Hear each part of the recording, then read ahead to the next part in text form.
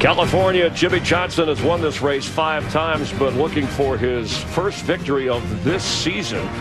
Joey Logano, memories last year when he stood up for himself, got into the mix-up with Hamlin, and we'll update that story. And there is Mindy Kaling driving the pace car. The Mindy Project returning Tuesday, April 1st with an all-new full hour on Fox. We've mentioned 4 different winners over the first 4 races. Will we see a 5th today? Dale Earnhardt Jr., Kevin Harvick, Brad Keselowski, Carl Edwards, all but in the chase. They may be more high risk than even before. And updating the story, Denny Hamlin, 7th in points. NASCAR saying that they will give him a medical exemption for this because of a sinus infection. And 20 minutes ago, Sam Hornish Jr. replacing Denny in the 11 car. Sam was on reserve for Matt Kenseth in Saturday's nationwide race. And they're about the same height, Hamlin and Sam Hornish Jr. at 6 feet. So Darian Grubb, the crew chief, saying, step in, ride for us, and do the best you can. Yeah, I talked to his buddy Austin Payton, and Austin said that Denny was just simply had a sinus infection, and he thought it was affecting his vision and thought it would be better just to take the day off. Unfortunate, obviously. And we'll update this story throughout the course of the race. Matt Kenseth on the pole, Brad Keselowski on the front row, and let's head back down trackside where everybody's waiting to hear the words that drivers and fans like to hear. Race fans, it is time for the most famous words in motorsports. To give that command is the daredevil star of Disney's new movie Muppets Most Wanted, our greatest Grand Marshal yet, the Great Gonzo. Hey, thank you, ladies and gentlemen. Before we start, I would like to remind the drivers to follow all traffic and safety laws. And remember, the California speed limit is 70 miles per hour. I'm just kidding.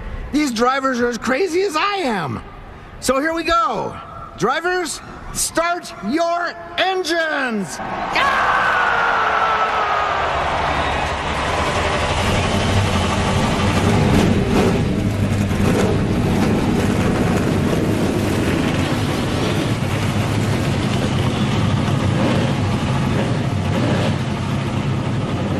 Even Gonzo is going gaga over NASCAR and this race in California. So let's head upstairs. The guys who will call the race, Darrell Waltrip, Larry McReynolds, and Mike Joy. Well, thanks, Chris. Not only Gonzo, but it seems like everything in Hollywood is larger than life. So, Darrell, what kind of superlatives have you seen this weekend? Well, you know, these guys are driving the fastest cars they've ever driven. But with that speed comes a price. We see parts breaking. We see tire problems. The other thing that we see, I've watched these drivers in the car with these in-car cameras. They're taking a beating, a physical beating in that car. Thank goodness it's only 400 miles today. I think they can make it. Southern California is the biggest automobile market in the world. So, Larry, makes sense. We're back at the big track. Well, yeah, we left Daytona a little over a month ago, and to me, this is the next big boy and girl racetrack. Fast, not a lot of banking, corner entrance speed over 200 miles per hour. I know it takes a toll on the driver, but this absolutely will challenge every mechanical part of that race car. So to get through this thing 400 miles, that can be a challenge because everything has to work without failure. Every driver has a bobblehead in his car today. It's the driver. It's him. It's him. Freeways here 8 lanes wide, and so is the racetrack. Was this the greatest command ever? Well, it's in the top 5.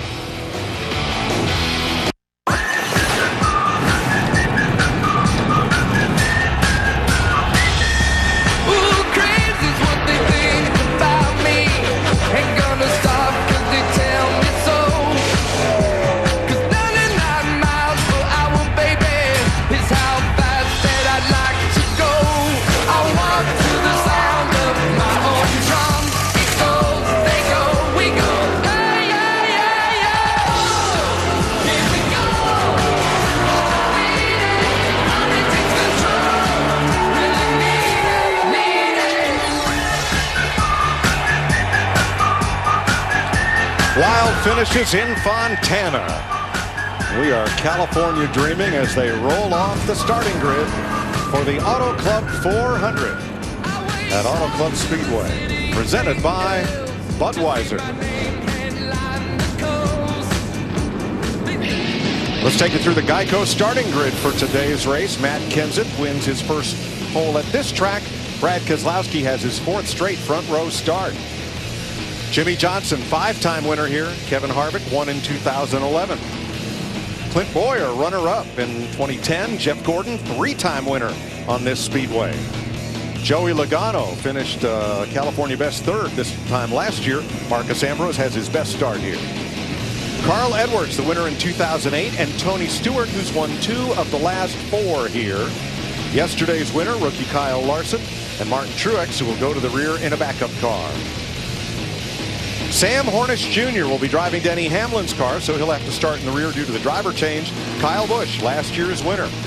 Dale Earnhardt Jr., the runner-up last year, and Ryan Newman, top 10 in his last 4 starts here.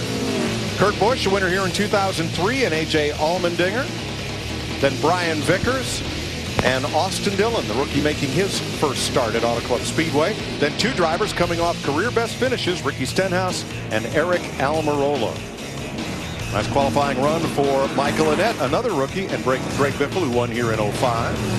Jamie Mack, who spun off turn 4 in practice after losing a tire, and Casey Kane, who won here in 06.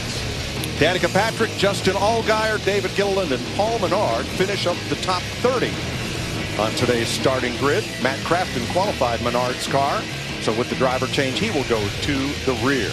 Rookie Parker Kligerman with Casey Mears, David Rudiman, and rookie Cole Witt in row 17, and the last drivers to qualify on time were Travis Kvapil and Reed Sorensen. 43 drivers for 43 spots meant the provisionals were filled by Josh Wise and Brian Scott. Rookies Ryan Truex and Alex Bowman, David Reagan and Joe Nemechek, who won the pole for the first Cup race here, and Landon Castle, who had to go to a backup car after a practice crash. Time for today's Subway Fresh Take. There is Carl Edwards, and here is DW. Yeah, well, let's talk to last week's winner. Hey, Carl Edwards, DW, you got a copy there, my friend? I got you, DW. How's it going? It's going well, buddy. It's a beautiful afternoon, sun shining. Hey, you and Jimmy Finning, y'all called the perfect race last week, and you put that thing in victory circle. Can you go back-to-back today, buddy? I hope so. I didn't do anything on the call, though. Jimmy did it, and right now he let me know on Tuesday he's 100% focused on this race. That's how he does it. So I'm glad to have him on the box. And we do have some work to do, though. We were not real good in practice. So hopefully the sun coming out, track getting slick, plays into our hands. It looked like that high line was the way to go. Is that what you're thinking? I think it'll be there for a while. Jimmy told me he doesn't want me to make any adjustments on the right side of the body during the race, so I got to be careful. All right, buddy. No body damage. That's what we're going to do today, and good luck in the race. Okay, cool. Thanks, DW. That's our Subway Fresh Take. 5 times in his career, Carl has won consecutive races, including here. Introducing Budweiser Speed Tweets, the new interactive game where you can compete for a chance to race go-karts with Kevin Harvick. Visit Budweiser.com/speed-tweets. Read the official rules and register. Steve Burns.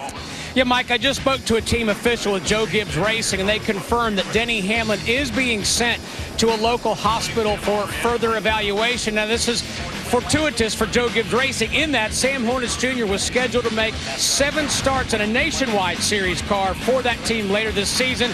Sam was also on standby for Matt Kenseth, whose wife is expecting a baby at any time. So things working into the 11 team's favor, even though Denny Hamlin is not here or cannot race. Krista Voda.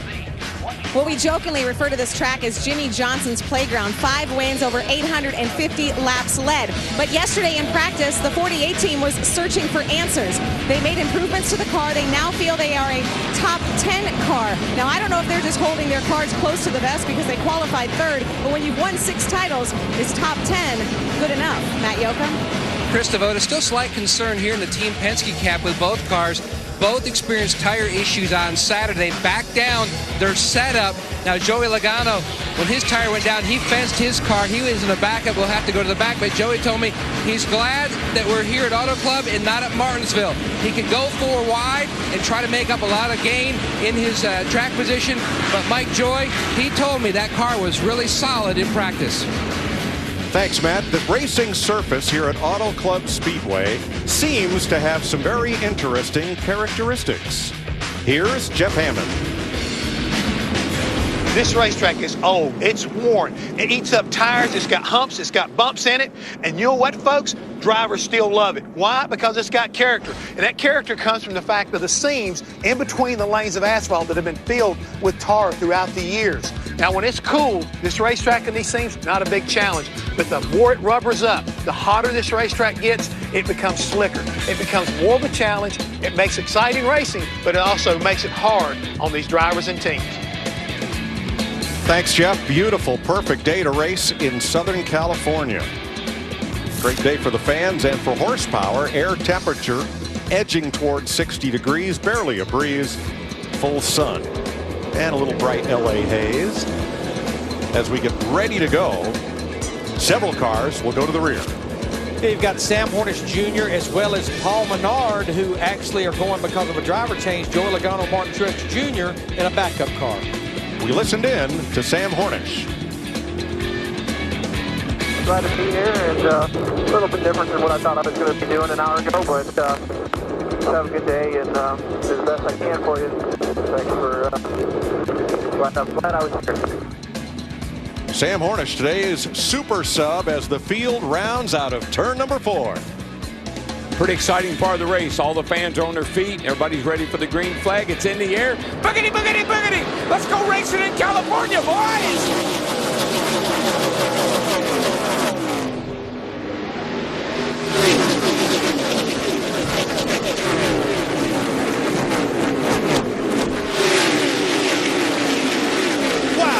Look like the 405. They are 4 and 5 wide all the way through turn 2. Matt Kenseth got a good jump, and Kevin Harvick did not get up to speed quickly. Whoa, they were almost 3 wide going into turn 3 and thought the better of it there. Here comes Keselowski. That red and white car on the inside wants to lead lap 1. I think he's got it too. The thing about these drivers, Mike, is they know right now is the best time to pass a bunch of cars because you got them all right here kind of in a wad in front of you, so get all of them while you can. Yeah, Matt Kenseth chose the outside, but Brad Keselowski got the good run through 3 and 4. But the guy that really got a good run at the start of the race was Clint Bowyer in that blue and white 15 car. He went from 5th to the outside up to 3rd. Look at this scrum off the corner, 4 wide. Dale Jr. pulls away. Ryan Newman, the yellow car stuck in the middle. Kurt Busch on the outside in the 41. Boy, Mike, and really and true, there's a lot of guys that starting this race today that they have no idea what they've got. These teams have made a lot of changes to these cars overnight based on some of the tire issues we saw yesterday. Clint Bowyer making a challenge for that 2nd spot against Matt Kenseth. He does the slide job down in 1 and 2 and takes the 2nd spot away. Imagine that, Clint Bowyer doing a slide job. I think he's pretty good at that. Steve Burns. Mike, I talked to Clint Bowyer's crew chief, Brian Patty, this morning. He said they have made 0 changes or adjustments to that race car since they unloaded. That's how good this race car is. Many in the garage pointing at that 15 car as the one to beat. Wow. I think what we got to watch with that 15, Mike, is how they run all day long. They've been struggling with some of these new changes to get the car right for the whole race. Let's see how he works out for him today. Kevin Harvick at the number 4 trying to rebound after a sorry start, Matt. Mike, polling a number of crew chiefs in the garage area, they also pointed to the 4 of Harvick as one of the cars to beat. They were basing their car's balance in practice off of what Harvick was doing, how high he was running on the racetrack. Harvick told me his only concern early on with this track in full sun, just would it change balance-wise. Now he's on the bottom, but usually he'll run high up top here. What happened to him on the restart? I didn't see the issue. Did we? I don't know, Darrell. Did he miss a gear? Did he spin the wheels? Did he not just come up to speed? Now he's right at the bottom, right behind the yellow car of Matt Kenseth, who takes off. Now Jeff Gordon can't pass him until now at the start-finish line. But Harvick did not get a good start. No, it could have been a combination of either one of those things. It could have been wheel spin. It could have been he missed a shift, but it probably was wheel spin. And that's what allowed Clint Bowyer in that 15 to jump to the outside. So Bowyer now 2nd, Harvick 3rd, and for the lead. Clint Bowyer in the 15 goes after Roger Penske's Ford, driven by Brad Keselowski. Larry, I just wonder how worried Brad Keselowski and his group is about their left side tires, because they're the ones that had all the problems yesterday. I did talk to car owner Roger Penske this morning. He said they made some changes with the rear suspension, not quite as aggressive with some settings back there, and he said we absolutely came up with the air pressure. Well, that was the recommended fix. I mean, most everybody said that low air was just ripping the sidewalls as they hit those bumps. You see them going down the back. They hit those bumps. That low air was ripping the sidewall out of the tire. NASCAR's evaluation of the situation yesterday was that there was no problem with the race tires, but it was more with the setup that particularly 3 teams were using that abused that tire. I can start first gear. The pace car speeds way faster. Just do it and go. What he's asking is, I mean, there are guys that use first gear on a restart. It's a real high first gear. It's a little tough getting out of the pit with that, but it could be an advantage if you know it, if you knew you had it. It sounded like you didn't know he had it. And now you look at the car go down the back and hit those bumps going down the back straightaway into 3, and you can just visualize in your own mind what that tire is going through, particularly if it has low air pressure in it. Keselowski and Bowyer nose to tail. They have a 2.5 on Jeff Gordon, Kevin Harvick, and Jimmy Johnson. And Bowyer, who has not officially led a lap of this race because lead changes are only counted at the start-finish line, is trying again. Yeah, but when you run that high line like you see the 2-car of Keselowski do, you have such momentum off the corner, and it gives you such great. Look how far away he gets on the straightaway. That's all because his car was coming off nice and free. Bowyer around the bottom was binding up and slowing him down a little bit. But look at the different lines they're running right there. Brad Keselowski told us the great thing about this track, you can do that in the corners and then back together for the draft on the straightaways. Coming to the line to complete 8 laps, Brad Keselowski, the leader. 11 of 200 laps complete, and it's a fun Sunday drive in SoCal for Keselowski and Bowyer. They have 7/10 on Jeff Gordon, who has cut the deficit in half. Then it's a 2.5 back to Kevin Harvick and Jimmy Johnson. When you see Jeff Gordon lurking right there like he is, he just seems to me like he's sizing these 2 guys up. That tells you he's got a great race car under him today. Now, when we went to commercial, Matt Kenseth, the pole sitter, had slipped to 5th. We saw him run out of racetrack in turns 3 and 4 and fade back to 8th. Now here's 13th on back, A.J. Allmendinger, the 47.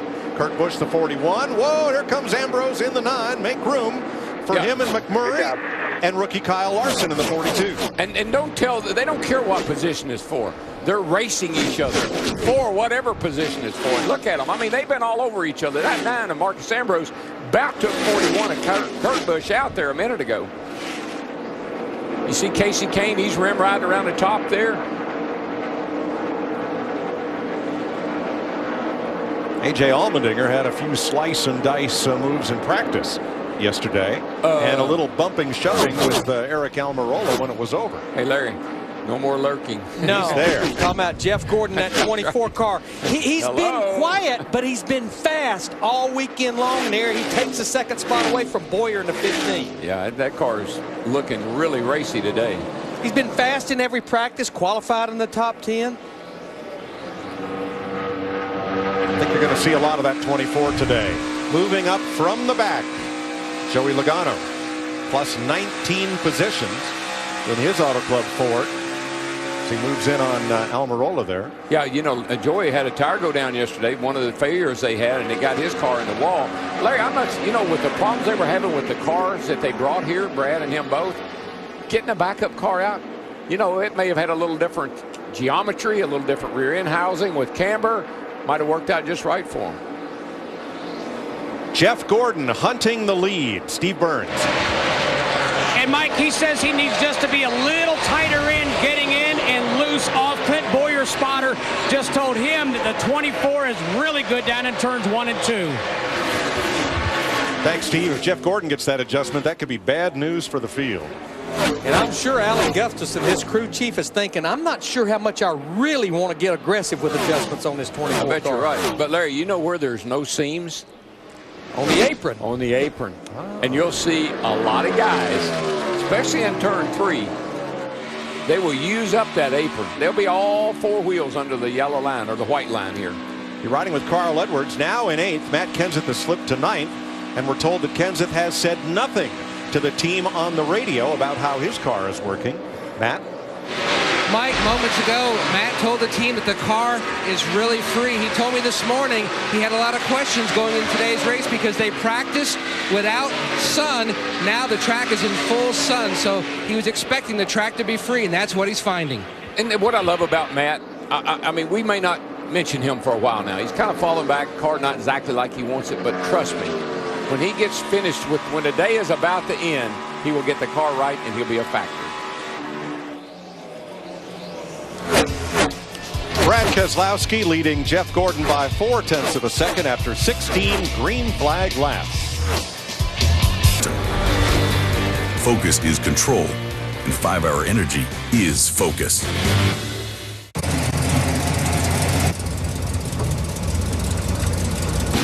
I'm Jimmy Johnson. Boom, confetti. I'm Jimmy Johnson. Jimmy, customers love the new paint color. It's your beard. Oh, wow. And living legend, Jimmy Johnson is on aisle 8. Dawn, this is all great. Maybe a little much. I think we're playing it pretty cool here. I'm Jimmy Johnson. Boom, confetti. There are cars your parents would recommend you drive. And then there are the cars your crazy uncle, the guy who introduced you to speed, metal, and gave you fireworks for your birthday, would recommend you drive.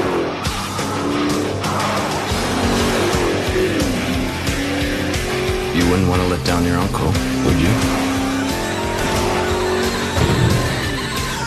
Well-qualified lessees can choose between the iconic Dodge Charger SXT and RT or Challenger SXT for $269 a month. Welcome back to Auto Club Speedway. As you saw in our side-by-side coverage, Kevin Harvick has cut down a left rear tire while running 5th, 3rd straight race for an issue with Harvick. A hub in Las Vegas and a crash at Bristol due to an oil line. Here's a replay. Good thing is it did happen on the straightaway and not in the corner. Yeah, and a lot of these things, Mike, I think are new team growing pains. Rodney Childers put a lot of guys together in a very short period of time to put this team on, to put it all together. So it takes some time to work through issues. See some of that crush panel being ripped away by the... Just come off the car. What do you got, Kevin? Tire? Torn tire. We're going to get yellow. Just keep the yellows out. Or was that something he ran over? We'll get it around here. If we hadn't had issues, you know, all day yesterday, I would say maybe, but I think I'm seeing the same thing here, that what we saw yesterday, it's just, and then this was the thing that some of the guys told me.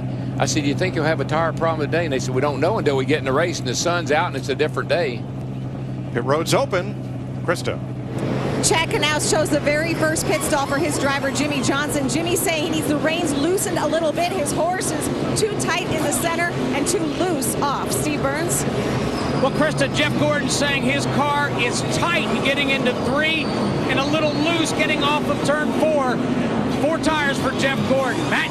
Leader Brad Keselowski has a great pit stall. He has an opening on exit, so no issue there. His car is on the free side. They've already made a chassis adjustment, trying to tighten him up early on. Lugs are on, he's away. Yeah, with the amount of give up that we saw on the stopwatch in those 18 laps, no question, all drivers 4 fresh Goodyear tires. Brad Keselowski wins the race down pit road from Kyle Busch and Jeff Gordon. A gain of 4 positions for the 18 of Kyle Busch. First caution of the day in Fontana. At Auto Club Speedway, here's a closer look at today's race action with Sprint. Brad Keselowski has the fastest lap of the race. He's led all but 2 laps so far. Switch to the new Sprint family plan, where up to 10 friends and family can get unlimited talk, text, and a gig of data for as little as $25 a month each on the Sprint network. Visit sprint.com/speed or go to a Sprint store for details. 2 of the favorites have had trouble early on. Kevin Harvick cut down a tire, and that is what brought out this caution flag. Jeff Gordon was busted for speeding as he came down pit road toward his pit box. So since all cars are still on the lead lap, he'll be restarting back at 43rd. 5 drivers who did not pit the first time around, led by David Reagan, who picked up a point for leading a lap. They have all now pitted, so everyone has been to the pit lane. Kevin Harvick, who brought the caution out and then pitted before pit road was open, will also start in the back. You know what I like about having trouble on Saturday like the Penske boys did? You don't have no trouble on Sunday. There you go. We asked you to show us how you get ready for race day. Let's take a KFC social media pit stop and get a look at how do you KFC. KFC's working on his race car and watching NASCAR on Fox. VFC Motorsport there. Got the big bucket. All right, we're ready to go green. All drivers on the lead lap. Keselowski and Kyle Busch at the front, and Keselowski choosing the outside for the restart. Well, it's been the best place. Whoa, that's a little bit of a drag race right there. That was a great start by Kyle Busch because they were through the restart box. And when you get through that restart box back there, it's game on. You're racing. Yeah, I think 4 wide. Here we go. Because that outsmarted himself on that one.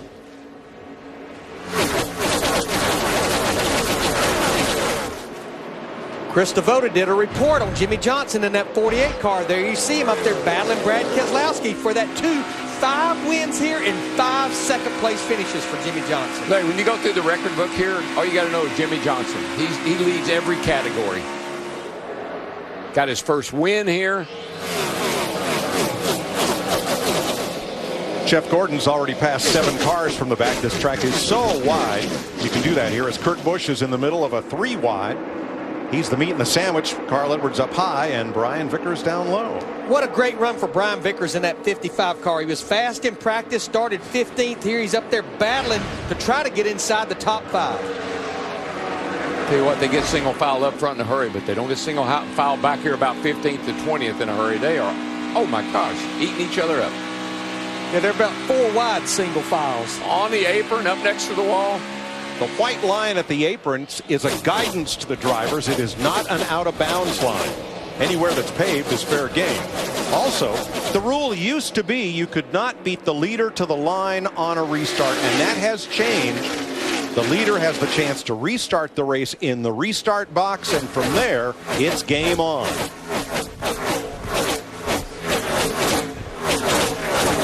Look at these guys back here. They come off the turn 2 over there.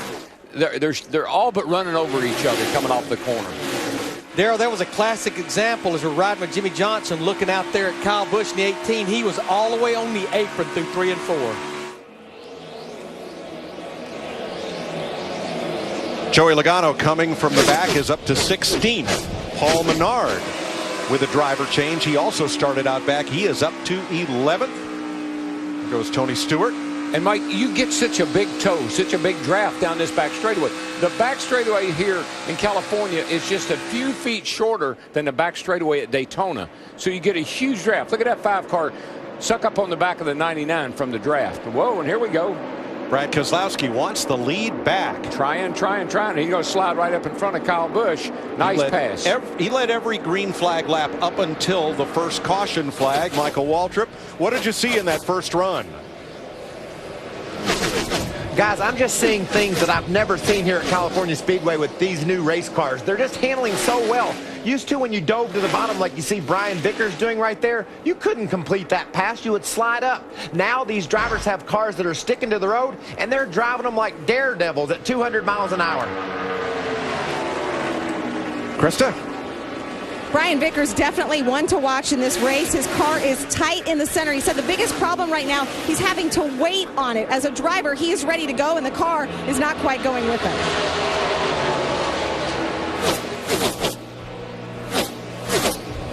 Remember Kevin Harvick and Jeff Gordon, who restarted out back. Harvick up to 29th, Gordon to 31st as they march their way through heavy traffic. Matt. Mike, I spoke with competition director at Stewart-Haas, Greg Zipadelli. He told me he was surprised to see the Fork team have the issue similar to what the Penske cars and several others had yesterday.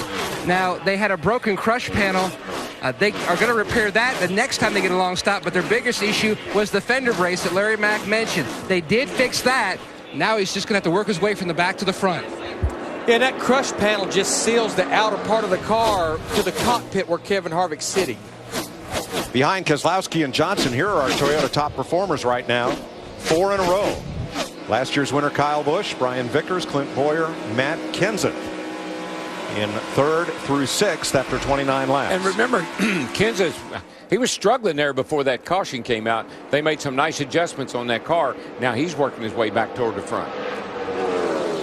Well, we do have a lot of Toyota drivers running up in the front, just as you saw right there with the graphic. We go to Detroit. That's a big race for the Ford and for the Chevrolet camp. This is the home for Toyota Racing Development just down the road in Costa Mesa. So it's a home game for these Toyota teams. Exactly. All the execs are here. They come here with a lot of high hopes and anticipating or having a great day. And last year, you know, Kyle Busch was able to pull it off, which was pretty exciting for those guys.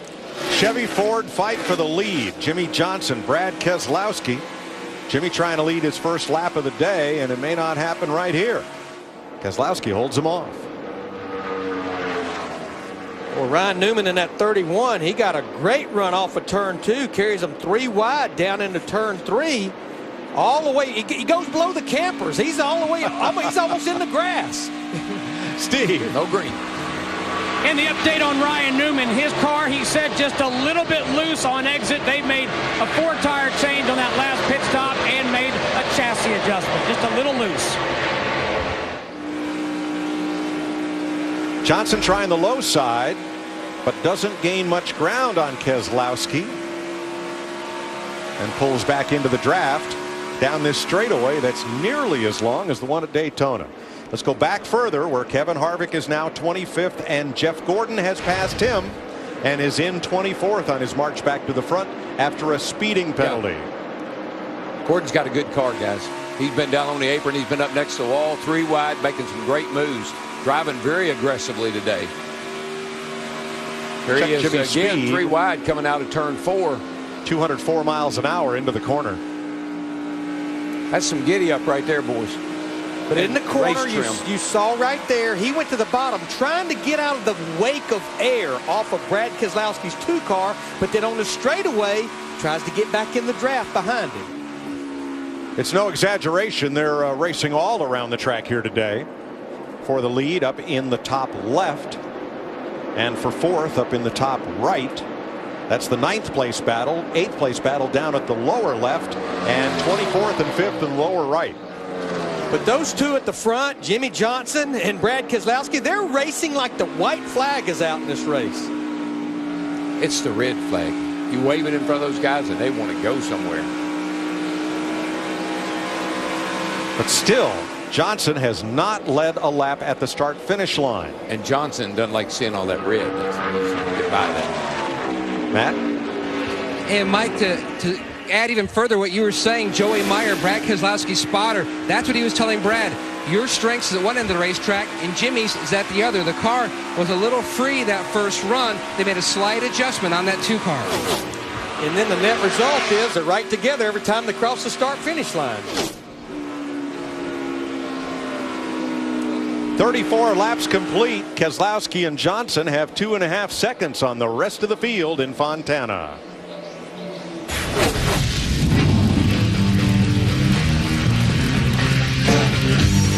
You're watching the NASCAR Sprint Cup Series on Fox. Tonight it's a special Sunday night edition of the UFC on Fox Sports 1. A rematch of one of the best fights of all time. Shogun Rua battles Dan Henderson. Shogun Henderson 2 on UFC Fight Night. Tonight, 7 Eastern, only on Fox Sports 1 and streaming live on Fox Sports Go. To find Fox Sports 1 on your provider, go to foxsports1.com. Riding along in 8 automobiles here at Auto Club Speedway on a beautiful Sunday afternoon. 39 laps complete, 161 to go. I want you to watch Dale Earnhardt Jr. in the 88 and Kurt Busch in the 41. This was the last time coming off turn 4. You see Dale Earnhardt Jr. slides up in front of Kurt Busch, and then Kurt Busch is essentially just going to push him down the front straightaway. You can see the back of Dale Earnhardt Jr.'s car come up for just a second.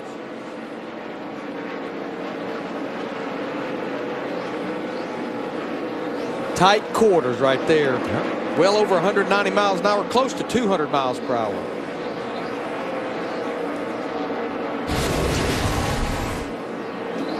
And they have caught Carl Edwards, who is in 8th place.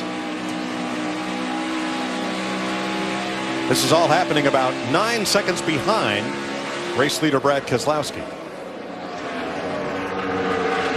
Larry, I asked you a question, and hopefully I think you may know the answer, and it may be something we'll figure out later on. These guys wouldn't be shifting gears, would they? I don't think so here. I don't think so. Maybe we'll keep watching some of our in-car camera shots, but I don't think they will be. I didn't think so either, but it's the pace has slowed so much. I mean, our practice speeds were in the 38s. Now we're in the 41s. Now this is Sam Hornish, who only found out 30 minutes to race time that he was going to drive Denny Hamlin's car. He's had no practice.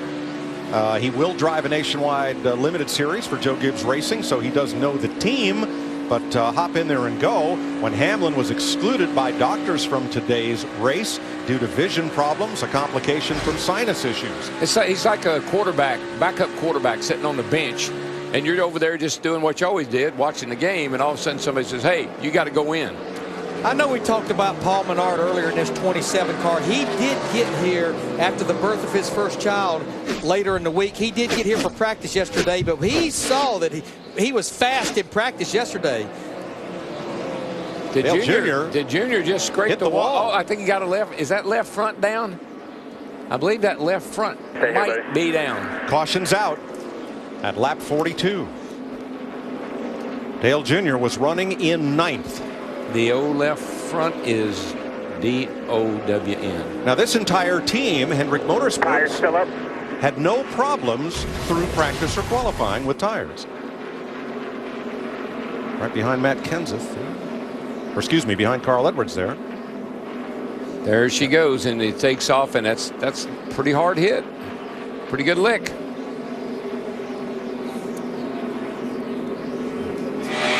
Looking back from Carl Edwards. Inside, behind, all clear. He gets tight. He just hit the wall behind you. He pounded the wall behind you. We're still green for now. He's still on the wall. That's pretty good description by the spotter, Jason Hedleski. And a good bit of damage on the right side of Dale Jr.'s car coming to Steve Letarte and crew. And see, this is a mystery that you never know. You're right, Sonny. Come over to the left. Tell me about the pace car. He wants to know where the pace car is so they don't lose a lap in the pits. We know there is a possibility of some guys having tire trouble today. But guys that didn't have any trouble at all yesterday are having trouble today. Get the left on it. Get the left on it. That's the pace car going into turn 3. We're fine. We're fine. Get the don't go. Get the round wrench out. All right. Everything goes all right. Take a minute here, guys. Get it pulled.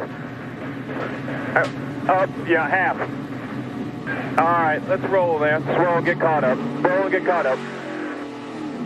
Now he'll leave the pit to stay on the lead lap and then come back in for further service. It may be ironic, but anyway, the Ford had a tire problem on 19 laps, 88 on 20 laps.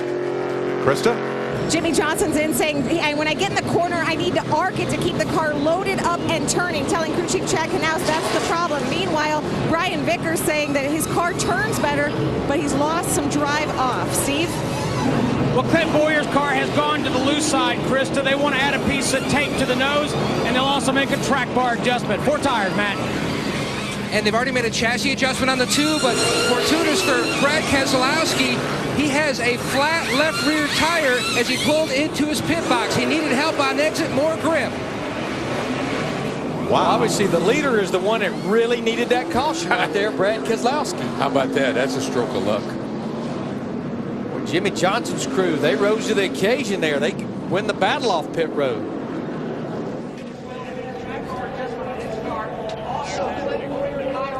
And Donovan McNabb. Now there's an interesting story. Surprising that he should be in Jimmie Johnson's pit. We'll tell you why when we come back. 44 laps complete. We're under caution.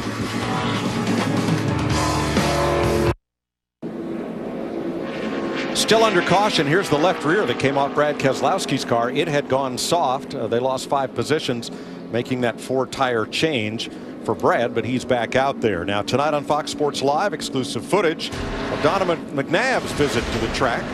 and the Fox Sports Live crew from today's race. That's 10 p.m. Eastern Time. Jimmie Johnson said, come to the track, after McNabb on Fox Sports Live said, race cars, Jimmie Johnson, he's not an athlete, he drives a car. Jimmie said, come on and let me show you what I do. So hats off to Donovan for being here, and can't wait to hear his report tonight. Yeah, walk in the other man's shoes one time before you maybe make that decision. Ready for the restart with Jimmie Johnson and Brian Vickers.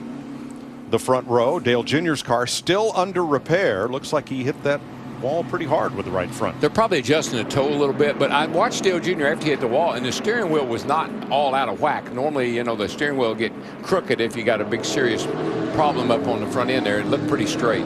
You saw Brad Keselowski lost 5 spots on that pit stop. I'm sure a lot had to do.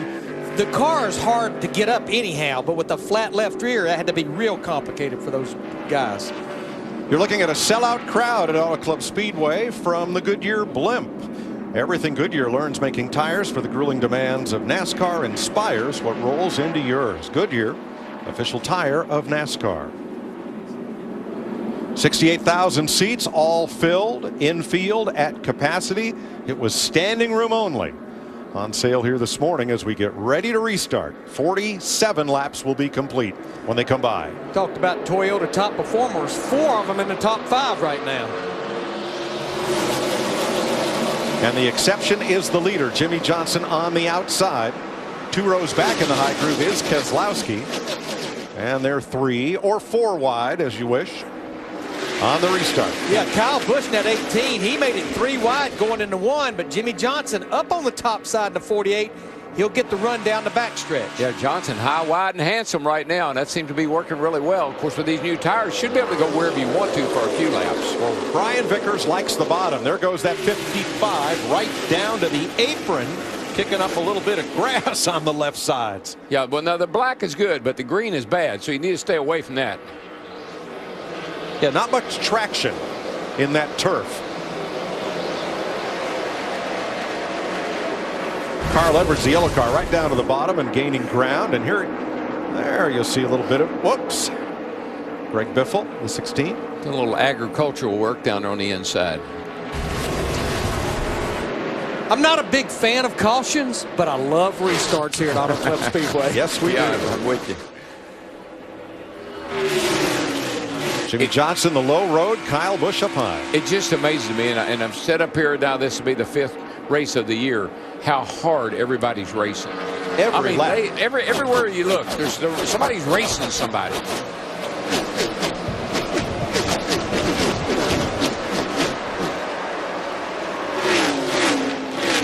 Now 3 different grooves by the 3 leaders. Johnson in the middle, Vickers on the inside, Kyle Busch on the outside. Let's join Jeff Hammond at our Forge touchscreen for further explanation on these tire issues. Yeah, Mike, let me show you real quick what we're talking about. We'll take and strip the body off this, and we'll get down to our wheel camber. We want to show you what's going on here, folks. When you take a look at this race car, and Darrell's talked about it, whether it's the front or whether it's the rear, this is positive camber on the left side and negative on the right. You can see it's leaned in on the rear end. It's the same on the front of the car. So if you put too much in that and drop the air pressure, you really overwork these tires. And that's what we believe is going on so far here at Auto Club Speedway.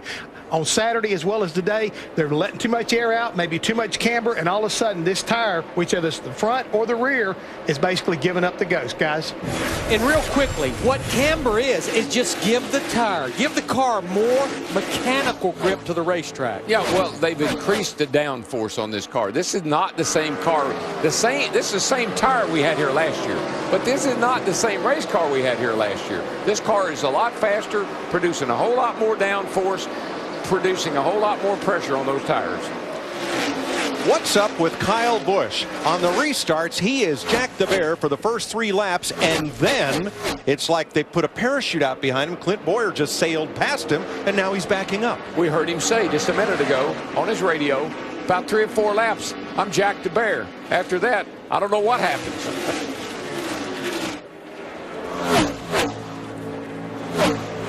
A one-of-a-kind interactive technology tracks the top speeds of race cars on the fastest part of this 2-mile superspeedway. It's the Toyota Speed Trap, giving the fans here a true read of the top speeds into turn number 1, and numbers like 207 and 8 miles an hour. We have been seeing that quite a bit this weekend. And there's not a lot of banking in those corners, only 14 degrees. Let me tell you, that'll draw you up going off in these corners at over 200 miles an hour, even when the car is good. Krista? Kyle Busch, as you documented, he falls off, starting to run, he is amazing, and that's the word he uses. I am amazing to start. As you said, about 3 laps later, he falls off about 10 laps into a run and starts sliding the tires, and that's when he has to hold on. Krista, right now, he is under fire from Ryan Newman in that 31 car. You know, this was one of the changes that happened during the offseason.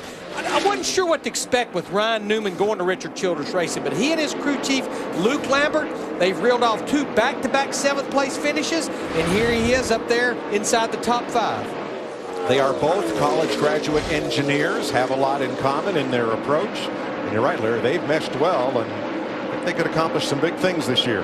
You know, and this is no disrespect to Ryan, but Ryan, it's hard to communicate with Ryan. I mean, you know, he's got that engineering brain, and so it takes a little while for his crew chief and him to kind of communicate and understand what Ryan's talking about and what he needs, I think. He's real technical, very technical. From the back, Kevin Harvick is up to 14th. Jeff Gordon now up to 8th from the first caution flag. They have both moved up well. It only took Jeff Gordon 29 laps to go from 39th to inside the top 10 after that pit road speeding penalty back on lap 20. Now the other car that has had issues is Dale Earnhardt Jr., who cut down a tire and slapped the wall. They have made repairs, but he is at 35th right now. And his lap time's not close to what the leader's turning, Matt. Mike, in a way, lucky for Junior, when he pitted on that first stop, they looked at his tires. His left front had some cracks in it, similar to what we've seen this weekend, and then that's when the tire starts to come apart shortly thereafter. So we're back under green with Earnhardt's teammate Jimmie Johnson at the front over Brian Vickers, Clint Bowyer, Brad Keselowski, and Ryan Newman.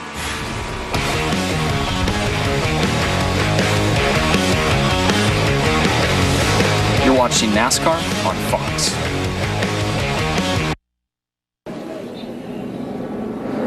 Caution is out for Tony Stewart's spin in turn number 2. He was running 18th at the time. And between yesterday and today, all 4 of the Stewart-Haas cars have had tire problems. Pit road opened for service. Now that's Stewart way to the left on the right of your screen, trying to get to his pit. We actually had 8 drivers that stayed out, including Clint Bowyer, Brad Keselowski, and Jeff Gordon on that caution. So we're under yellow at 58 laps for a spin by Tony Stewart. Quick recap of the race. If you tuned in just a little bit late, Denny Hamlin with a sinus infection attending to the hospital.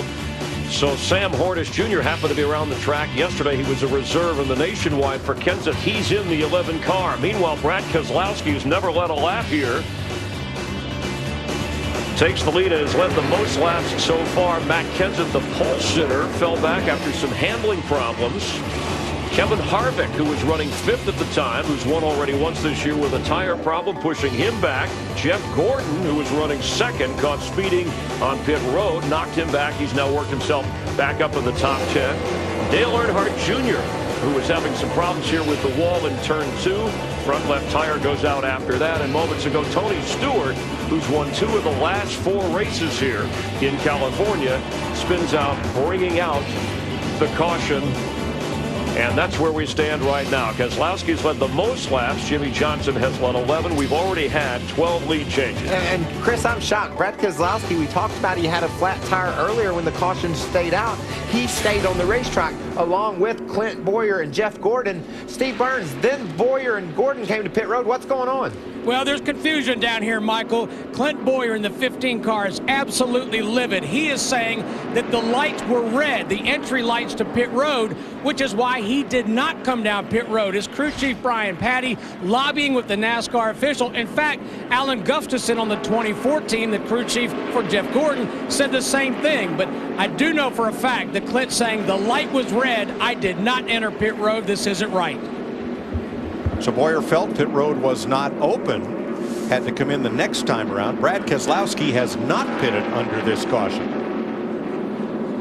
Same story, and Keselowski has decided not to pit. They're going to stay out on 14-lap tires. And we know they had a problem earlier at about 19 or 20 laps because when they hit pit road, they had a flat left rear. So this is going to be interesting here. Maybe when you get someone to stay on there, they just figure, well, these are pretty good. Let's go with them. So Keselowski takes takes track position instead of tires, and he's going to get overwhelmed here in the land rush to turn one. Boy, that was crazy going in there. They were bumping into each other, trying to change lanes. Kyle Busch in the 18, remember, he's good for 3 or 4 laps after a restart on fresh tires. I mean, he looks like he's got 50 more horsepower the run he got off turn 2. Newman on the inside. The cat car, McMurray behind him, and Logano. That's just unbelievable. The way they go into this corner on the apron all the way up to the wall. That's 4 wide right in the middle of the corner. And one car shoots the middle, trying to break through traffic. No surprise, Kurt Busch in the 41, 4 wide with Logano, Harvick, and Keselowski.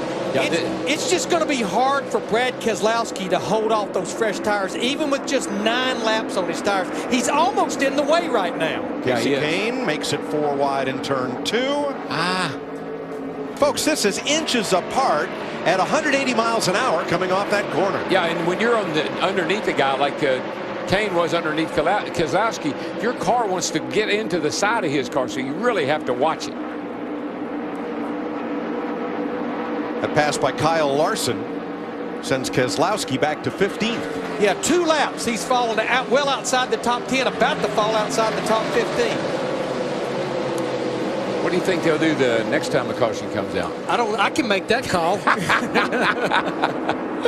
Good one, Luke. Meanwhile, Jimmie Johnson has a full second on the field. Brian Vickers, Ryan Newman, Kyle Busch, and Matt Kenseth. And of course, I always love when the crew chief said, well, we needed to find out. But you're paying the price for finding out. Larson, the California rookie, yesterday's winner in the 42. Paul Menard, the 27, Casey Kane, A.J. Allmendinger, and Carl Edwards. Kyle Larson won that nationwide insurance race yesterday, and I was looking right behind this group here at A.J. Allmendinger in that 47 car. Yeah, he started in the 16th position. He fell back a little bit, but just continues to get better each and every week with that Richard Childress Racing Alliance that they have. 2 of the Gibbs cars, Matt Kenseth and Kyle Busch. 4th and 5th.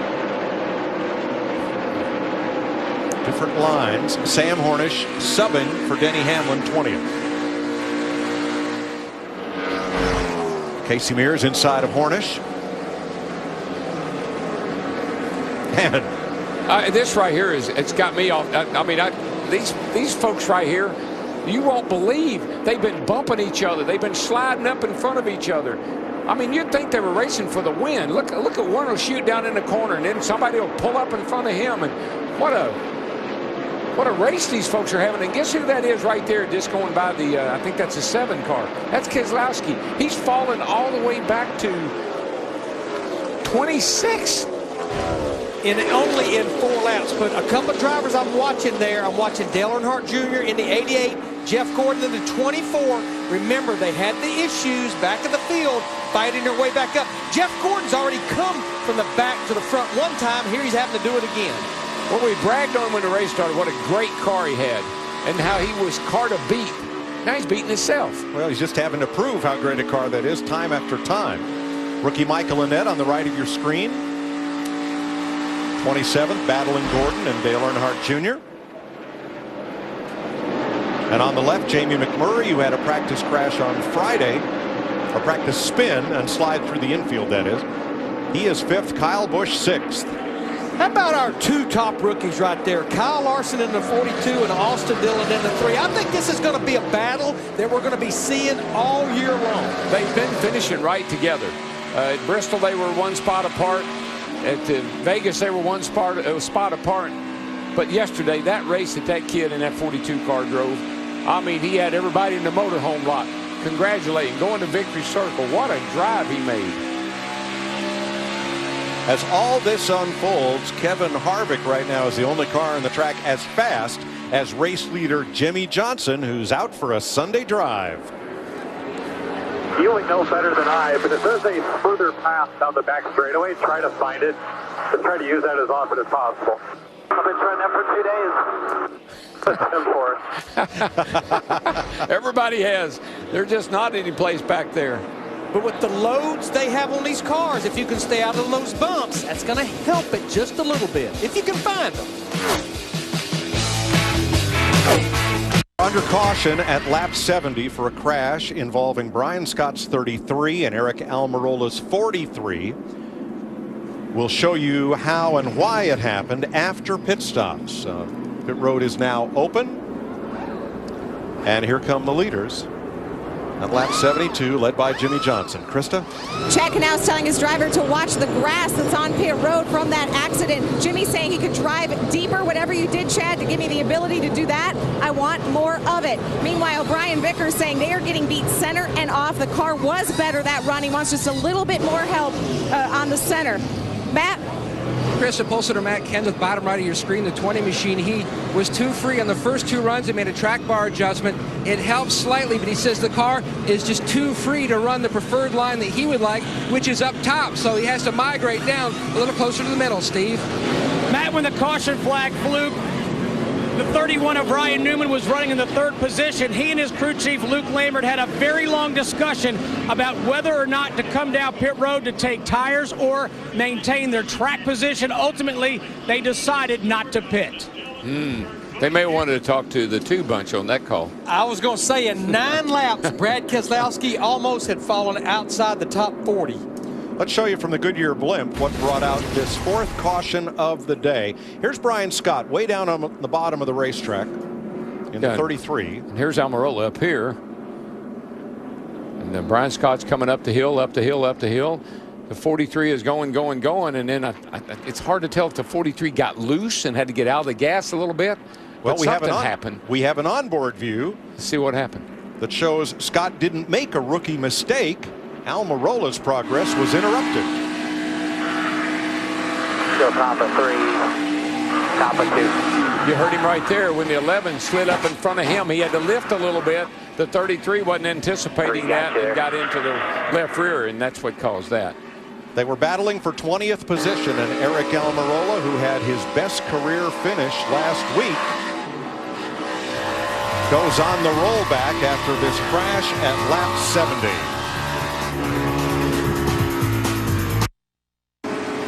Getting ready for the restart. Here's today's Ford EcoBoost track facts. Ford has 10 Sprint Cup wins at Auto Club Speedway, including the first six of the first 10 Cup races that were held here.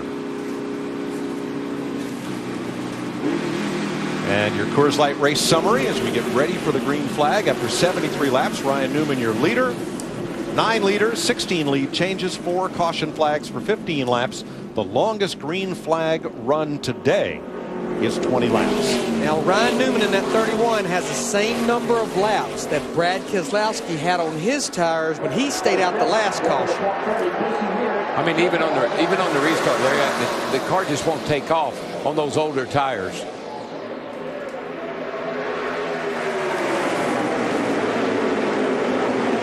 Matt Kenseth to the lead. And Ryan Newman's getting run over turn 2 at 31. Exactly. Yeah, I mean, I thought they would have watched what happened to the 2 and said, well, you know, you don't want to do that. Around the outside of Newman goes Joey Logano. Yeah, how about Logano, guys? And look who's coming up on the outside there. That's that 42 car, the rookie. All right, is that the 42 or the 2? That's the 42 outside of Joey Logano in the 22. But remember, Joey Logano in that 22 no practice in this back of the car, had to start at the rear of the field.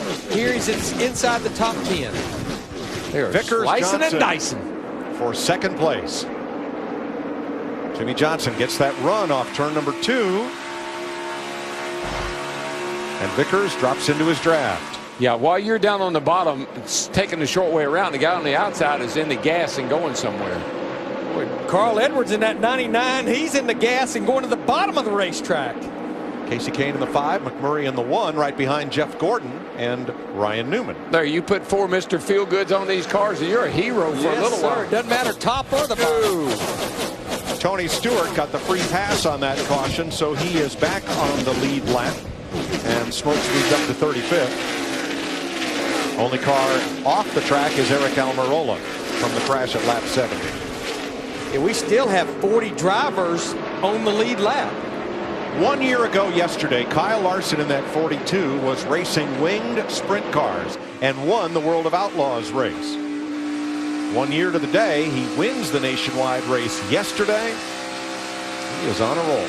Boy, he's such a great talent. I like that kid a lot. Steve? And Mike Kyle Larson reporting that his car is just a little bit tight in the center at both ends of the racetrack. Yeah, I don't really see a pattern with what drivers are complaining about. As Krista and Matt and Steve have been telling us, some drivers a little bit tight, not turning. Some drivers a little bit loose, just the back end not gripping. 79 laps this time by on a beautiful Southern California Sunday. How about you grab a hold of that volume knob, crank it up.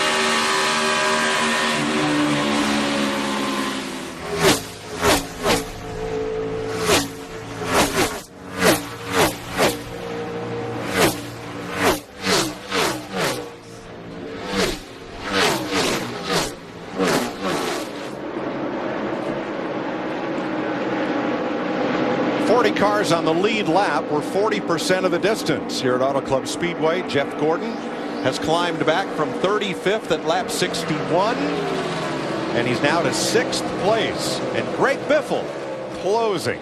Krista.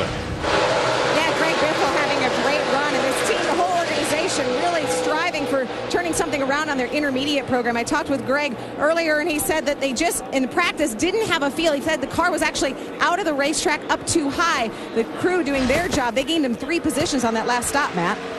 And Christopher to the 22 of Joey Logano. Now this car was the primary car set to run at Texas in 2 weeks. No laps in it. The car was free earlier on. He could not run up top trying to get back in the gas, so he had to run a little bit slower down, try for more stability. They've got that. He says the car, if anything, is just a tick tight. They're good. Second place, Brian Vickers keeps forging his way toward the front. He's led 1 lap today. Passes Jimmie Johnson. Now he's about 0.6 of a second behind race leader Matt Kenseth. So now the race starts to take on a green flag look with Matt Kenseth out front.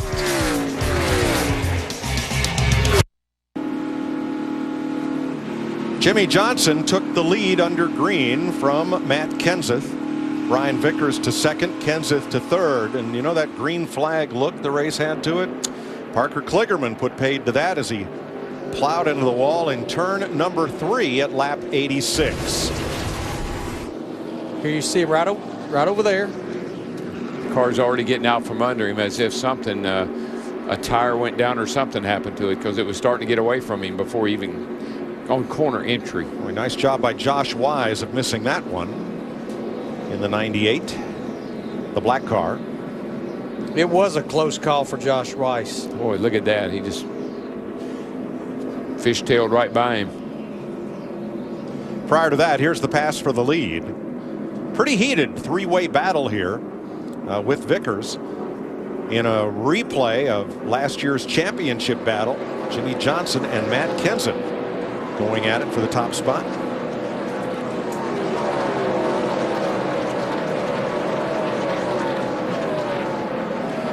Each weekday, NASCAR Race Hub brings you the best coverage, biggest names, and the most access. It's the daily show of record for NASCAR Nation.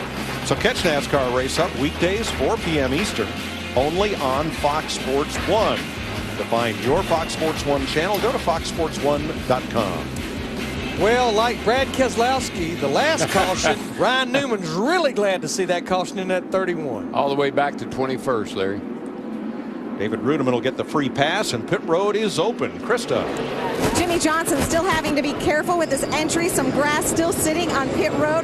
But as he comes in, he said he's carrying a heavy wheel through the center. He's a little bit free off. Meanwhile, Brian Vickers talking about needing to turn better in the center. He also needs more grip off of the corners. Steve? Krista, Jeff Gordon says his car is good. He asked crew chief Alan Gustafson, do you have enough tires for me? He said, I hope so. They're getting 4, Matt. And Kenseth comes to a stop, and his boss, concerned for Matt Kenseth. He might have had a tire issue taking place. The car was good, and then he said it like flipped the light switch, and then the car, the balance went completely away. So he went into tire conservation mode, waiting until the next stop. The guys are going to look over the tires. And Kenseth beats Jimmie Johnson off the end of pit road with Jeff Gordon, Kyle Busch, and Greg Biffle. By having that last pit box leaving by virtue sitting on the pole, it's paying dividends for Matt Kenseth. Enter for a chance to win the new 2014 Chevy SS and a trip for 2 to Hendrick Motorsports to meet Team Chevy drivers Jimmie Johnson and Casey Kane. Visit winyourchevy.com. Service complete on this lap 86 caution for Parker Kligerman's crash, but too fast on pit road. Kyle Larson in the 42. He'll go to the back for the restart as we'll join Jeff Hammond in the garage. Come down here with Eric Almirola, and a great week last week at Bristol, but here today at California, not so good. What happened? That's the first chance I got to see the replay. It's pretty obvious what happened. The 33 was obviously a dart without feathers and come across the racetrack and run right into me. So it's a shame for our farmland team. Our Ford Fusion was getting a lot better. We didn't start off the race like we wanted to, but we had certainly gotten it a lot better. And man, he just come from all the way at the bottom of the racetrack and run into me. It's just frustrating. You know, he's not even racing this series for points. He's out there having fun because his daddy gets to pay for it, and he wrecks us. You know, it's frustrating. Definitely some basically bad tempers right down here in this 43 garage. Thanks, Jeff. As we showed in the second replay, Almirola had to lift for a car directly in front of him, and that was a contributing factor. Reed Sorensen too fast on pit road. He'll go to the back. You know, 4 of our top 10, Jeff Gordon, Kevin Harvick, Joey Logano, Dale Earnhardt Jr., they were 39th or worse at some point in this race. Brian Vickers was 3rd. He will restart 14th after his stop. Johnson and Kenseth side by side up front. Kyle Busch and Jeff Gordon. Good chance you're winners among those 4 today as we cross 90 laps. 10 to halfway. I think the most impressive run to me has been Jeff Gordon. You know, with the trouble he had speeding on pit road, he fell to the back, and now here he is. Well, he was. He's losing a lot of ground off turn 2 over there just now, getting passed by a couple of cars, Kyle Busch and the 22 car, Joey Logano. Nice run by Logano from the back to the top 5. That's one great thing about this racetrack, Darrell. This track is so wide. The restarting in the back doesn't seem to be a huge problem. Yeah, nobody, really and truly, nobody can hold you up here. I mean, you can find a place to get by them. You may have to work at it, but nobody can really hold you up here. Last year, this race had 9 caution flags, only 3 before the halfway mark. We've already had 5, and no green flag run longer than 20 laps. Here comes Gordon back after Kyle Busch. 4th place. Yeah, Kyle Busch at 18, he can go for a little bit after a restart, but then he starts losing ground. Before the restart, we listened in on Jeff Gordon and his team. Keep telling me about those tires, because each run, is a little bit different in my pace. They progressively look better and better. The thing I'm concerned about is being up front, you'll be able to go faster. Now we have 5 sticker tires left, so it will be good if these guys can keep them on the fence. Yeah, good point. Well, to his point, it's getting cloudy, and this track is gaining some speed because Jimmie Johnson and Joey Logano both just ran their fastest laps of the race, so the track is getting some speed now. Yeah, just for comparison, a little bit ago we were running at high 40s, low 41s. Right now, last time by was a 39.27. We picked up a second. And another driver who was at the back of the pack after hitting the wall, Dale Earnhardt Jr. You see him there from Carl Edwards onboard camera. 8th and 9th. Yeah, I know Junior hit the wall there a little bit, but it didn't look like it really did that much suspension damage. Yesterday, his driver, Chase Elliott, hit the wall same way, and he was able to come back and recover and make a nice run. I believe Junior's doing the same thing today. Kasey Kahne on the move on the inside for 11th place against the deuce of Brad Keselowski and the 55 of Vickers, who has gained just 1 spot since the restart. He's going to like this place when he gets up on the track. These guys getting down on that apron. Krista. Brian Vickers has really been one of the cars to contend for this win. They had a fast stop on their last pit stop. The cause was a dropped lug nut on the left front for the 55. And that's the thing about pit road, a little of a hiccup on pit road is a lot of positions out there on that racetrack. Yeah, you can make up hundreds and tenths on the track. You can lose seconds in the pits.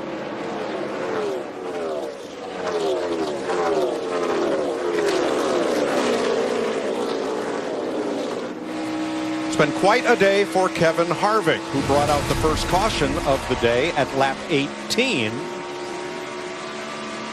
Blown tire and has fought his way back up into the top 10. And with a lot of damage on the left rear of that car. The quarter panel was about torn off of it.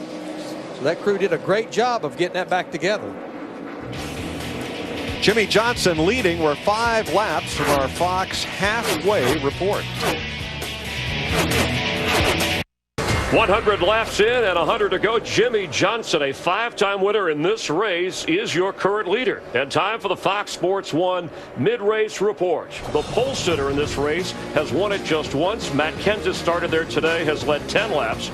Meanwhile, Brad Keselowski, starting on the front row for the 4th straight week, had never led laps in this race until today. He was out in front for 38, the most of any driver so far. Darrell, in the second half, who are you keeping an eye on? Well, my man last year was coming to the checkered flag trying to win this race. Had all kind of trouble yesterday, tire problems, had to go to a backup car, no practice. My man Joey Logano worked himself up to 4th place right now. Keep an eye on that 22 car. Man, before this race started, Jeff Gordon was my man. He's got a fast car. He's won here 3 times before. Darrell, he's fallen to the back twice, and he's fought his way all the way back to 2nd spot. He's got a whole half of a race to go to get to the lead. I like Jeff Gordon. Michael, Jimmie Johnson felt like chasing that championship last year. They got behind preparing for 2014. Looks like to me it's taken 5 races for them to hit on something. Matt looks like goes 6th time.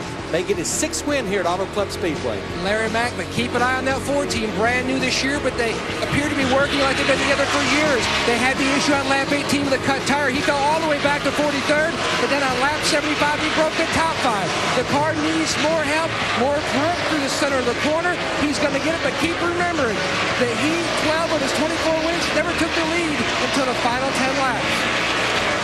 6th place Dale Earnhardt Jr. is the highest running of the 4 drivers who visited victory lane so far this year.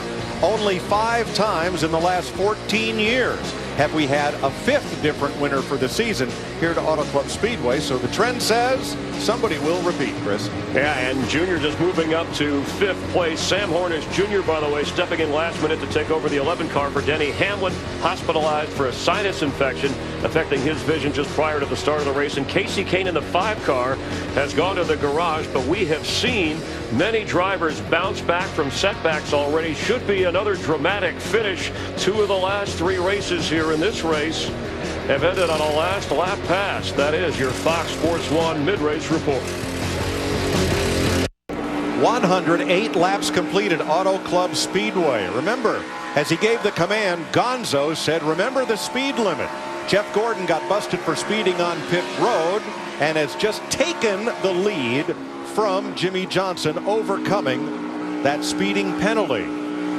So at 108 laps complete, Gordon to the lead. Let's have a closer look at today's race with Sprint. Jimmie Johnson is so far the only back-to-back winner at Auto Club Speedway, 2009 and 10. The new Sprint Family plan has up to 10 friends in your family getting unlimited talk, text, and a gig of data for as little as $25 a month each on the Sprint network.